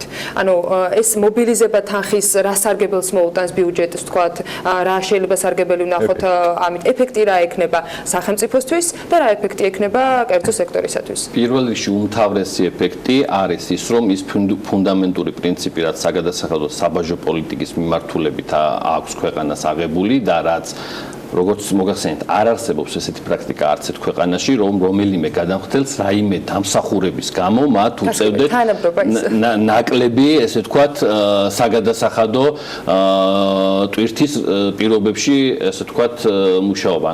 ამ ნაწილში წარმოუდგენელია ჩემთვის ესეთი არგუმენტი, რომ რომელიმე კომპანიას აქვს იმდენი დამსახურება, რომ მაგ გვიან უნდა გადაიხადოს გადასახადი. ხო, ნუ თუ ეხლა დროში ფულის ღირებულებასაც თვალისწინებთ გარკვეულ წილად. სწორედ ამიტომ ეხლა მაინტერესებს ბიზნესების რისკები დაახლოებით თუ აქვს დათვლილი. სწორედ ამიტომ ყველა ის ესე ვთქვათ არგუმენტი და ყველა ის მოსაზრება, რომელიც ესე ვთქვათ ჯერ პირველ რიგში ჩვენი შეფასებით ესეთი მწვავე ეს საკითხი არ არის და შესაბამისად ძალიან ეს ვთქვათ მაღლა არის ეს ვთქვათ ამ საკითხის მნიშვნელობა ატანილი ვიდრე ეს რეალურად არის, თუმცა მიუხედავად ამისა, ყველა ის არგუმენტი, რომელზეც არის საუბარი იმაზე, რომ ეს არის ძალიან მძიმე ტვირთი, ამ ტვირთის პირობებში 50000-ზე მეტი კომპანია 10 წლეულის განმავლობაში საქართველოში ფუნქციონირებს და ბიზნესს აკეთებს. და ეს თუ ძალიან მძიმე ტვირთია, შესაბამისად ის კონკურენტული არათანაბრობა კიდევ უფრო გაზრდილია, ხო? რაზეც კომპანიები ახლა ამ შემთხვევაში ასოციაციები აპელირებენ, ხო? ანუ თუ ეს რეალურად არ არის არგუმენტი მათი მხრიდან, ეს არის კონტრარგუმენტი თუ რატო უნდა გათანაბრებულიყო პირობები 50000 კომპანია ამ მოცემულობაში მოქმედებდა და იცოდა რომ ეს მოცემულობა იყო. ამ 200 კომპანია მოქმედებდა კონკრეტულ მოცემულობაში 25-დღიანი პრეფერენციის და საუბარი იმაზეც არის რომ ჩქარა სწრაფად მოიხსნა და გადაწყობას ვერ ასწრებენ. ეფექტი თუ შეგიძლიათ გვითხრათ, ერთი კითხვა იყო გრძელვადაში რა ეფექტი ექნება 5-დღიან ადმინისტრირებას და ზიანს, რომელიც შეიძლება მიადგეს ბიზნესს, თუ გაქვთ ეს ზიანი დათვლილი რაც ანამ ახსენა და არის თუ არა საპირწონა ეს ეფექტი ამ ზიანის. ამ შემთხვევაში არაფერი ახალი არ არის შემოღებული ისეთი რაც ქვეყანაში არ არსებობდა. ბიზნეს კომპანიების რაოდენობის მხრივ 99%-ზე მეტი მუშაობდა ამ რეჟიმში და შესაბამისად ერთ გასაგებია რომ ვიღაც მუშაობდა, მაგრამ ბიზნესები რომლებსაც არა, საუბარია 200 კომპანიაზე და საუბარია 50 გასაგებია, მაგრამ პრემიერმა თქვა ორი კვირის წინ, რომ ქვეყნის მთლიანში და პროდუქტს 180-მდე კომპანია ქმნის, რომლებიც ფაქტობრივად დგას მთელი ქვეყანა. ეს 200 კომპანია ძალიან დიდი ნაწილია ამის და თუ ამ 200 კომპანიას ერთდროულად შეიძლება მაღალი რისკი ჰქონდეთ, ისინი სერიოზული საფრთხის წინაშე აყენებენ ამავე დროს მთლიანად ქვეყნის ეკონომიკას. ვადების ნაწილზეც გადავალ. ჯერ პირველ რიგში ამ შემთხვევაში საუბარი იყო იმაზე, რომ ანუ ეს რისკები დათვალეთ, თქვენ რომ ორი კვირით ადრე როცა კომპანიას ეუბნები, რომ ასეთი მოცულობის თანხა გაქვს მობილიზებული, მოსაბილიზებელი იმისათვის, რომ თქვათ შემდეგ იმპორტზე ეს უკვე უნდა გადაიხადო ამ ვლადაში. ეს იყო დაახლოებითი გათვლა გაკეთებული ამაზე რა რისკები. გადავალ ვადების ნაწილზეც და რეგულაციების ამოქმედების ნაწილზე, ანუ ჯერ პირველ რიგში საუბრობთ იმაზე, ეს რეგულაცია რამდენად, ესე ვთქვათ, ეს პრეფერენციის გაუქმება და აი ამ ესე ვთქვათ, უპირატესობის ესე ვთქვათ, გაუქმება 200 კომპანიისთვის რამდენად იყოს სწორი თუ არ იყოს სწორი. ანუ ეს იყო პირველი საკითხი, რომელიც ესე ვთქვათ, დასმული იყო ასოციაციების მხრიდან და მე ამ ნაწილში მე მგონი თქვენ გაეცით ამას პასუხი თქვენი პოზიციიდან და არგუმენტები მოიყვანთ. აი ამ ნაწილზე ეხლა გადავალ იმას ვთქვათ, ვადების ნაწილში. რეალურად ანუ ეს ამ რეგულაციებთან დაკავშირებით საკანონმდებლო ცვლილებები განხორციელდა რამოდენიმე წლით ადრე და შესაბამისად მათ შორის ნუ საბაჟო კოდექსშიც იყო ჩანაწერი რომ რომელიც ეხლა ხას მივიღეთ იყო ჩანაწერი რომ რეგულაციები დარჩებოდა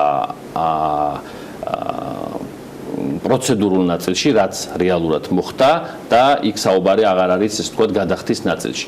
როდესაც ბრძანება გამოიცა, ეს 31 ესე ვთქვათ, მაისი, კომპანიების ამ 200 კომპანიაზე საუბარი, ოქროსის კომპანიების 90%-ზე მეტი მიეცა ერთთვიანი, ესე ვთქვათ, პერიოდი. რას ნიშნავს ერთთვიანი პერიოდი? ნიშნავს, რომ ერთი თვის განმავლობაში განხორციელებულ იმპორტზე მათ აქვთ კიდევ ერთი თვე დამატებით იმისათვის, რომ გადაიხადონ იმპორტის გადასახადი. ანუ 2 ივლისს გადის, ანუ 2 ივლისს, როდესაც შემოიტანს იმპორტზე, იმპორტიორი, ასე ვთქვათ, ოქროსის იმპორტიორი პროდუქციას, მას 2 აგვისტომდე აქვს ვადა. ანუ ეს პერიოდი, გადახდის პერიოდი ფაქტიურად არის, ასე ვთქვათ, ორთვიანი. ჩვენი შეფასებით ეს ორთვიანი პერიოდი აბსოლუტურად საკმარისია იმ კომპანიებისათვის და იმ, ასე ვთქვათ, ფინანსური შესაძლებლობის მქონე კომპანიებისათვის, რომელიც ოქროსიაში იყო და ეს არის 200 უმსხვილესი კომპანია საქართველოში, აბსოლუტურად შესაძლებელი იყო არის იმისათვის, რომ ასე ვთქვათ, მათ ეს ხუდღიან პერიოდზე თავისუფალ რეჟიმში რატომ გადაწყვიტა ფინანსთა სამინისტრო რომ ახლა 31 მაისს ამ ბრძანებაზე, ანუ რა რეალობა შეიქმნა ქვეყანაში ისეთი ამ პრობლემური ან პირიქით სასარგებლო სასიკეთო, ანუ ამ კომპანიების თქვათ სიის გადახედვისას აღმოაჩინა ფინანსთა სამინისტრომ, რომ ეს 200 კომპანია მზად არის და შეუძლია აქვს რესურსი იმისთვის, რომ ამ ცვლილებას გაუმკლავდეს. რატომ ახლა? ეს კითხვა რატომ ახლა შესაძლებელია დასმულიყო, როდესაც გადაწყვეტილება იყო მიღებული და ამის შესაბამისი საკანონმდებლო ცვლილებებიც განხორციელდა, რომ ასე ვთქვათ, ესეთი ტიპის პრეფერენციული რეჟიმები აღარ უნდა არსებობდეს გარკვეული ტიპის, ასე ვთქვათ, მცირე რაოდენობის კომპანიებისათვის. ეს და როდესაც ამის იმპლემენტაცია დაიწყებოდა, ეს დაიწყებოდა 1 წლით ადრე, 31 მაისს თუ 1 წლის შემდეგ, ნებისმიერ დროს შეიძლება დასმულიყო ეს კითხვა, რატომ დღეს? ხო, მაგრამ რატომ დღეს, როცა გაკეთდა უკვე? იმიტომ რომ ეს გადაწყვეტილება მე აქ მიღებული იყო. ეს 6 თვის შემდეგ მიღებული იყო, ანალოგიურად ვიტყოდით რომ 6 თვის შემდეგ რატო 6 თვის თავდა და არა კიდევ 1 თვის მიღების დამოქმედების დროები ანუ შეიძლებოდა რომ 6 თვის შემდეგ მიღებულიყო, ხო? ანუ შესაძლებელი იქნებოდა რომ 6 თვის ამ შემთხვევაში ვიძახი რომ ნებისმიერ დროს ეს კითხვა იქნებოდა ესე თუმცა თუ იქნებოდა რატომ დღეს იქნებოდა წინასწარ გაფრთხილება, მაშინ ეს კითხვაც აღარ იქნებოდა ლეგიტიმური, ხო? ამაზეც პასუხს, იმიტომ დღეს რომ მნიშვნელოვანი იყო, რომ დაგვეწყო გათანაბრება პირობების 200 კომპანიასა და 50-ას კომპანიას შორის. კიდევ ერთი მომენტი, როდესაც აქ თქვენმა სტუმრებმა თქვეს, რომ ჩვენ რაღაც მოძებნეთ ის რა კონსულტანტების რეკომენდაციები და სავერსად ვერ ვნახეთ.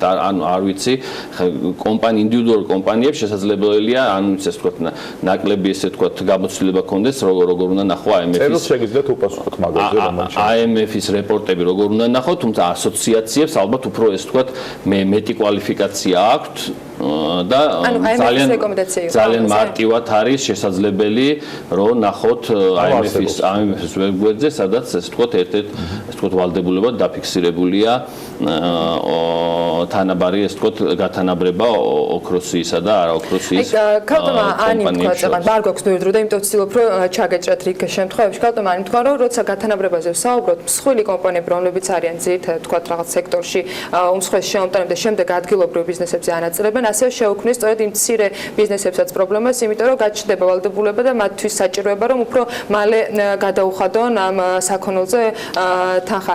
აი ეს ჯაჭვი და გრძელვადიან მათაც ვკითხე რომ გრძელვადაში იქნება ეს უფრო მეტი სტაბილურობის მომტანი იყოს კომპანიებისთვის და სახელმწიფოსთვის და თქვენთვის აი გრძელვადაში ფინანსთა სამინისტროსთვის გათანაბრებაზე ახლა ვსაუბრობთ თողოთ რას მისცემს ქვეყნის ბიუჯეტს სტაბილურობის ნაწილში და ხედავთ თუ არა შესაძლებლობას რომ შეიძლება იმპორტირებულ საქონელზე გაძვირდეს უმეტესი მიმართულებით თქვათ იგივე მომსახურება იქნება ეს თუ საქონელი და ესეც კი ბატონო გიპასუხებთ ანუ ამ შემთხვევაში გადავდივართ უკვე ამ კითხვაზე პასუხი რო გავცეთ გადავდივართ არა კომპანიების რაოდენობაზე არამედ გადავდივართ თვითონ იმპორტირებულ საქონელს რა წილი აქვს ოქროსიის კომპანიების მიერ იმპორტირებულ საქონელს რა წილი აქვს თლიან იმპორტში ეს არის დაახლოებით 30% ანუ 70% ქვეყანაში იმპორტი არ აქვს მნიშვნელობა ასე ვთქვათ რომელი კომპანიის დავანებოთ თავი კომპანიებს 70% მთლიანი იმპორტისა შემოდიოდა ქვეყანაში შემოდის იმ რეჟიმში რომ მას აქვს არა აქვს ასე ვთქვათ 30 დღიანი გადახდის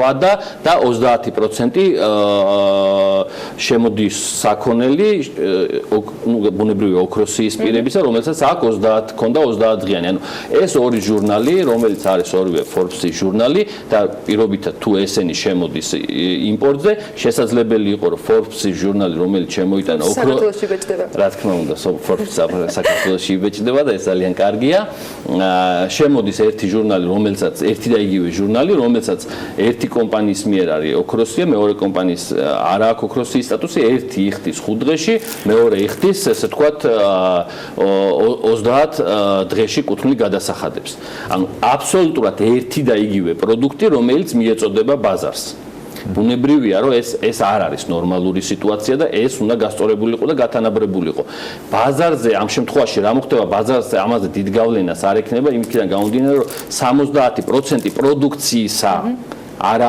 ასე ვთქვათ კომპანიების ნაწილში. ეს თანაბრად არის ჩვენთან მათ შორის სექტორულად განაწილებული, რომ ეს ამ დისბალანსს ვერ იგრძნობს.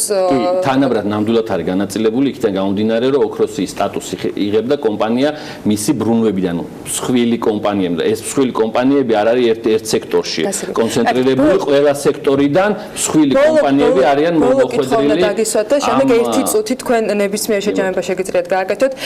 გუშინ ამოქმედდა უკვე აქციური გადასახადები ნავთობ იმპორტიორთა კავშირის წარმომადგენლის კომენტარსაც ნახავთ თქვენ BMG-ზე, მათთვის კიდევ განსხვავებული თქვათ რეალობა დადგა. ამ შემთხვევაში, როდესაც უმსხვილესი გადამხდელია რეალურად გადამხდელები არიან ნავთობ კომპანიები, ისინი მათთვის რატომ მოხდა თან ასეთი თქვათ მოკლევადით იმ ახალი რეალობის შეთავაზება, რაც ამ ბრძანებაში იყო ამავე დროს მითითებული.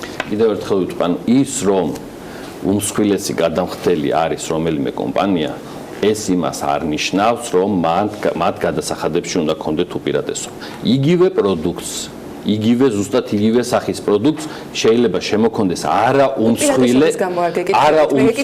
უმსხვილესი გადამხდელისათვის შესაძლო რისკების გაზრდა უქმნის სხვა ბევრ რაღაცას, სხვა პრობლემას. სწორედ ამიტომ ვკითხულობ, ანუ აი, როდესაც ასეთ მსხვილ მოთამაშეებს ვსაუბრობთ, რომელიც წინასწარ არ იყო ინფორმირებული, რომელიც ამს რომ დროსთან დაკავშირებით შეიძლება პრობლემები შეექმნას.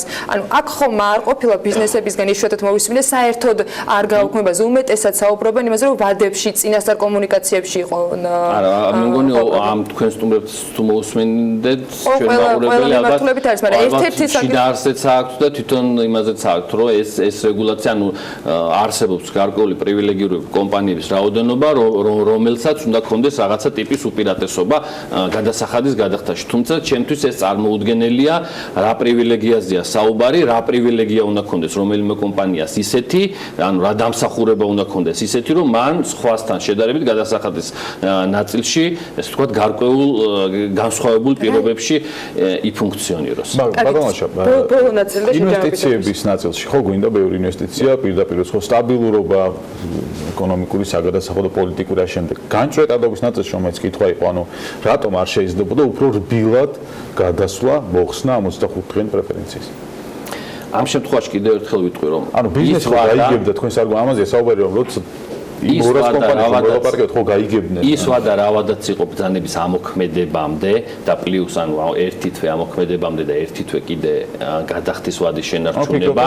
ანუ ეს 2 თვიანი პერიოდი ჩვენი შეფასებით ამ კომპანიებისთვის არის სრულად საკმარისი იმისათვის რომ ასე ვთქვათ გადაეწყონ იმ რეჟიმზე რა რეჟიმზეც ასე ვთქვათ ბიზნესი ფუნქციონირებს საქართველოში. როდესაც საუბრობთ ვთქვათ ბიზნეს რეგულაცია ანუ ამ შემთხვევაში ბიზნეს განზოგადებლად ვისაუბრებთ ოქროსიაზე ბიზნესი არის ის 50000 კომპანიაც რომელიც საქართველოში ფუნქციონირებს და ძალიან მნიშვნელოვანი მათ შორის შესაბამისად ანუ საუბარი და აუცილებლად ზოგადად ვიტყვი ბიზნეს გარემოსთან მიმართებაში ბოლო პერიოდში რა გაკეთდა მხოლოდ საგადასახადო მიმართულებით იმისათვის რომ ესე ვთქვათ იგივე ფულად სახსრებთან მიმართებაში ასე ვთქვათ მეტი შესაძლებლობა მეტი წვდომა ქონოდა ხო თუ ავიღებთ მხოლოდ სამ ფაქტორს ეს არის დამატებული ღირებულების გადასახადის დაბრუნების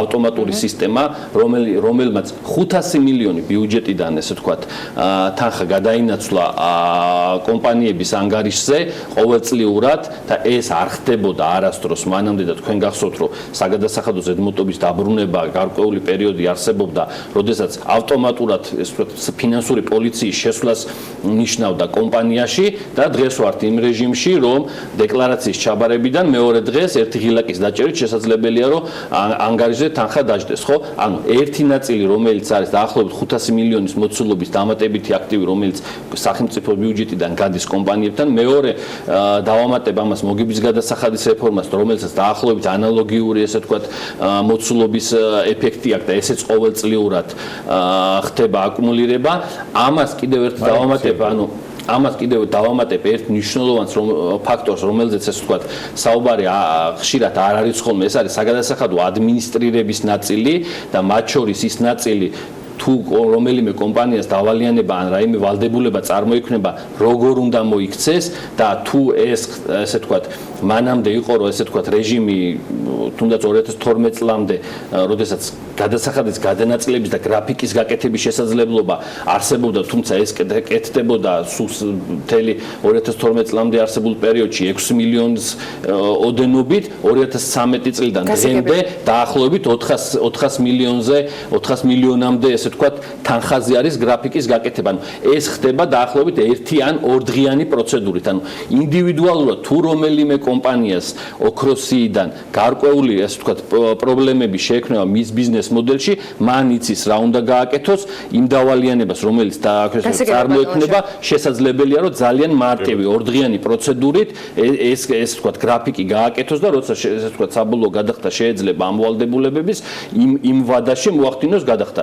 თუმცა ეს არ უნდა მოხდეს იმის ხარჯზე, რომ კონკურენტული პირობები დაირღვეს იმ 50000 კომპანიასთან, რომელსაც 10 წლების განმავლობაში საქართველოში ფუნქციონირებდა. რა თქმა უნდა, არც ერთი ესე ვთქვათ წერილი ფინანსის სამინისტროს უპასუხოდ არ დაუტოვებია და ეს რა თქმა უნდა ეს წერილიც არ იქნება გამონაკლისი, მათ შორის იმ კომპანიებს, რომელსაც ეს ვთქვათ სურვილი ჰქონდათ ასოციაციებს ერთი შეხვედრა გაიმართა და იმ კომპანიების დიდი ნაწილი სხვათა შორის ამ სიაში ხელმომწერთა სიაშიც არ არის, თუმცა ამ 11 ასოციაციასაც ნებისმიერ დროს შეუძლია დღესვე ხვალეც ფინანსის სამინისტროში უშუალოდ შეხვედრა მოახდინოს და ყველა ეს არგუმენტები ინდივიდუალურადაც გავიაროთ. სიამოვნებით ამ შეხვედრასთან დაკავშირებით გავუზიარებთ ჩვენს მაყურებელს და ამ მკითხველს ინფორმაციას. მადლობა რომ იყავით ჩვენთან და ლაშა ხუთიშვილი ფინანსთა მინისტრის მოადგილე იყო საქმიანი დილის სტუმარი. სარეკლამო პაუზა გველდება და დაგიბრუნდებით მალე.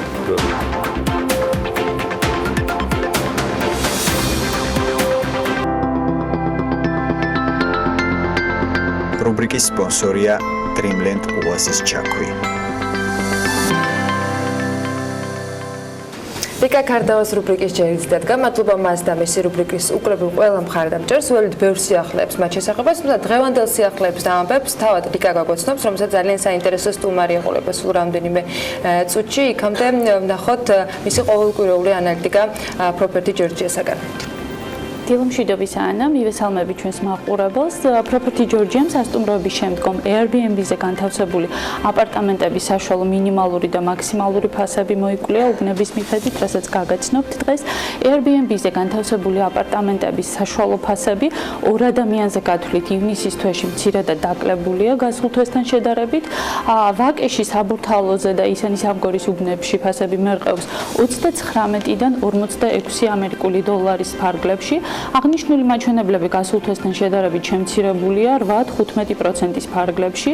აღსანიშნავია, რომ გასულ თვესთან შედარებით ფასების ზრდა ფიქსირდება დიღომსა და ვარკეთილში. შესაბამისად, დიღომში 56 ამერიკული დოლარია საშუალო ფასი, ხოლო ვარკეთილში 31 ამერიკული დოლარი.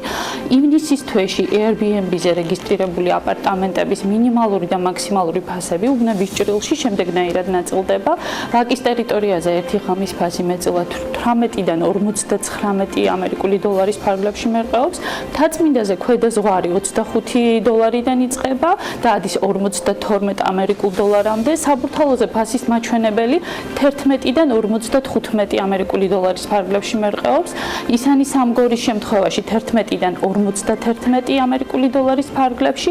მაქსიმალური ფასის მაღალი ნიშნული დაფიქსირდა წანიში, კერძოდ აპარტამენტების ღირებულება დღეში ზედაზღვიდან 98 დოლარიდან 18 დოლარამდე მერყეობს. ორთაჭალაში ფასები კი 23-დან 86 ამერიკულ დოლარამდეა. ფასები დიღომში 10 დოლარიდან 79 ამერიკული დოლარის ფარგლებში მერყეობს, ხოლო გლდანში 11-დან 62 ამერიკული დოლარის ფარგლებში. და ბოლოს ფასის მინიმალური და მაქსიმალური მაჩვენებელი ვარკეთილში 11 ამერიკული დოლარიდან 51 ამერიკულ დოლარამდეა. Property Georgia მომავალ თვეშიც დააკვირდება Airbnb-ზე ფასების დინამიკას და აუცილებლად გაგიზიარებთ უახლეს ინფორმაციას. სულ რამოდენიმე წამში ჩემს ძალიან საინტერესო სტუმარს წარვადგენ, დროებით გემშვიდობებით. რუბრიკის სპონსორია დირსი, მასშტაბური საცხოვრებელი კომპლექსი თბილისში. რუბრიკის სპონსორია M-კვადრატი. კიდევ ერთხელ მივესალმები მაყურებელს, ჩვენი სტუმარია გიორგი გოცირიძე, რომელიც გეოგრაფიკის დამფუძნებელი და დირექტორია. ბატონ გიორგი, ძალიან დიდი მადლობა, რომ გვესტუმრეთ. თემა ძალიან საინტერესოა, კომპლექსურია და ალბათ კვირები და თვეები დაჭირდება მასზე საუბარს, თუმცა მთავარ აქცენტებზე მინდა თქვენთან გავამახვილო ყურადღება დღეს. ჩვენი ქვეყნისთვის, როგორც განვითარებადი ქვეყნისთვის, გეოგრაფიული არეალის სწორად დაგეგმარება, სწორი სივრცითი მოწყობა ძალზედ მნიშვნელოვანია იმისთვის, რომ წლიდან წლამდე თუნდაც ეკონომიკური ინდიკატორები გაუმჯობესდეს და ჩვენმა მოქალაქეებმა უკეთესად იგრძნონ თავი. თქვენი 20 წლიანი გამოცდილების გადასახედიდან რა არის მთავარი გამოწვევები ჩვენი ქვეყნის სივრცითი დაგეგმარების, ურბანული დაგეგმარების თვალსაზრისით და ძალიან საინტერესოა ეს მიმართულება კონკრეტულად იგივე ტურისტული არეალების ჭრილში, რომ იმოვიხილოთ. მოგესალმებით თქვენ მაყურებელს, დიდი მადლობა მოწვევისთვის. ვეცდები ჩავტიო დროში და აი ამ მთელი გარდამავალი პერიოდის საბჭოთა კავშირიდან დღემდე რა გამოწვევებიც ჰქონდა ქვეყანას ის რაღაცნაირად ავსახო ჩემს ხედვაში. ჩვენ ხვდა წილად ძალიან რთული მემკვიდრეობა, ვინაიდან საქართველოს სოციალისტური რესპუბლიკა იყო ერთი რაღაც დიდი სურათის პატარა ფაზლი, სადაც პრაქტიკულად ბევრი რამე იყო იგნორირებული, იმიტომ რომ დიდ სივრცეში წარმოადგენდა სხვა გამოწვევებზე მორგებული, ასე ვთქვათ, ტერიტორიული ერთეული დამოუკიდებლობის პირობებში ჩვენ აღმოჩნდით ჩვენ თავთან მარტო და სულ სხვანაირად გახდა საჭირო გადაგვეაზრებინა ის სივრცე, ის ფასეულობები, ის პრობლემები, ის გეოპოლიტიკური დისლოკაციიდან დაწყებული, თუნდაც კულტურული მემკვიდრეობით დამთავრებული და ეგრეთ წოდებულ ბაზარზე დავრჩით მარტოები. მინდა აღვნიშნო, რომ ამ პროცესს საკმაოდ კარგად, ასე ვთქვათ, გაუძეხით, იმიტომ რომ პოსტსაბჭოთა სივრცეში ხო ყველაფერს უნდა შეადაროთ ყველაფერი.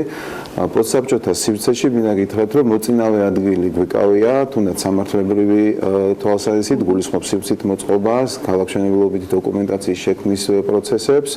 რა თქმა უნდა, ბევრ ქვეყანაში, სადაც საბჭოთა კავშირის ყოფილ ქვეყანაში, სადაც ჯერ კიდევ, ასე ვთქვათ, სოციალისტური მიდგომებია, შეიძლება ბევრი რამე ტექნოკრატიულად უფრო აწყობილი იყოს, მაგრამ დემოკრატიული მდგენელი ნაწილი ჩვენთან ძალიან ასე ვთქვათ წინ წამოწეულია და საამაყოა, მაგრამ მეორე მხრივ ეს იწვევს იმ სირთულეებს, რომლებიც ძირითადად დაკავშირებულია გადამეტებულ მოლოდინებთან, ან პირიქით დაქვეითებულ მოლოდინებთან. რას ნიშნავს მაგალითად, თუნდაც 7 წლის წინ საერთოდ არავის არ ეჯერა, რომ მესტია განვითარდებოდა სამთო-სათხილამურო თვალსაზრისით, ან ამდენ ტურისტს მოიზიდავდა. დღეს პირიქით გადაჭარბებულია და ვინაიდან რეალურად მოსახლეობაში ფული რჩება, ტურიზმი საკმაოდ დიდი კონტრიბუტორი არა ცენტრალურ ბიუჯეტში, არამედ ადგილობრივ ბიუჯეტში და უშუალოდ სოფლებში შედის და თითოეულ კომში ხეირიში აქვს. რა თქმა უნდა, აქ უკვე გადაჭარბებულ მოლოდინებთან შევდივართ და რთულია ხოლმე ამ ოქროს შუალედის დაჭერა.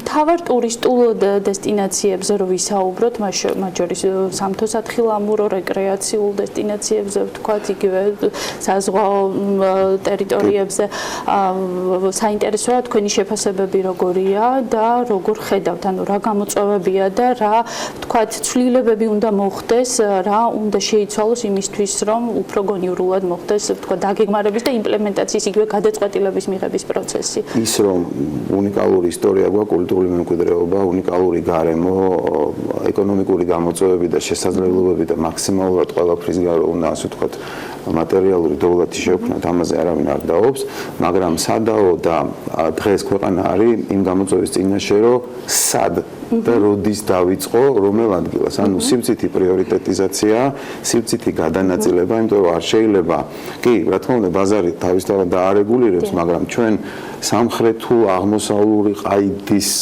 მენეჯმენტით თუ წავალთ, შეიძლება მივიღოთ არა ის, რასაც ველოდებით, ევროპულ, ასე ვთქვათ, მართვის პრინციპებს შეიძლება გენეტიკურად პირდაპირ ვერ ავეწყოთ, მაგრამ უნდა ავირჩიოთ სტრატეგია.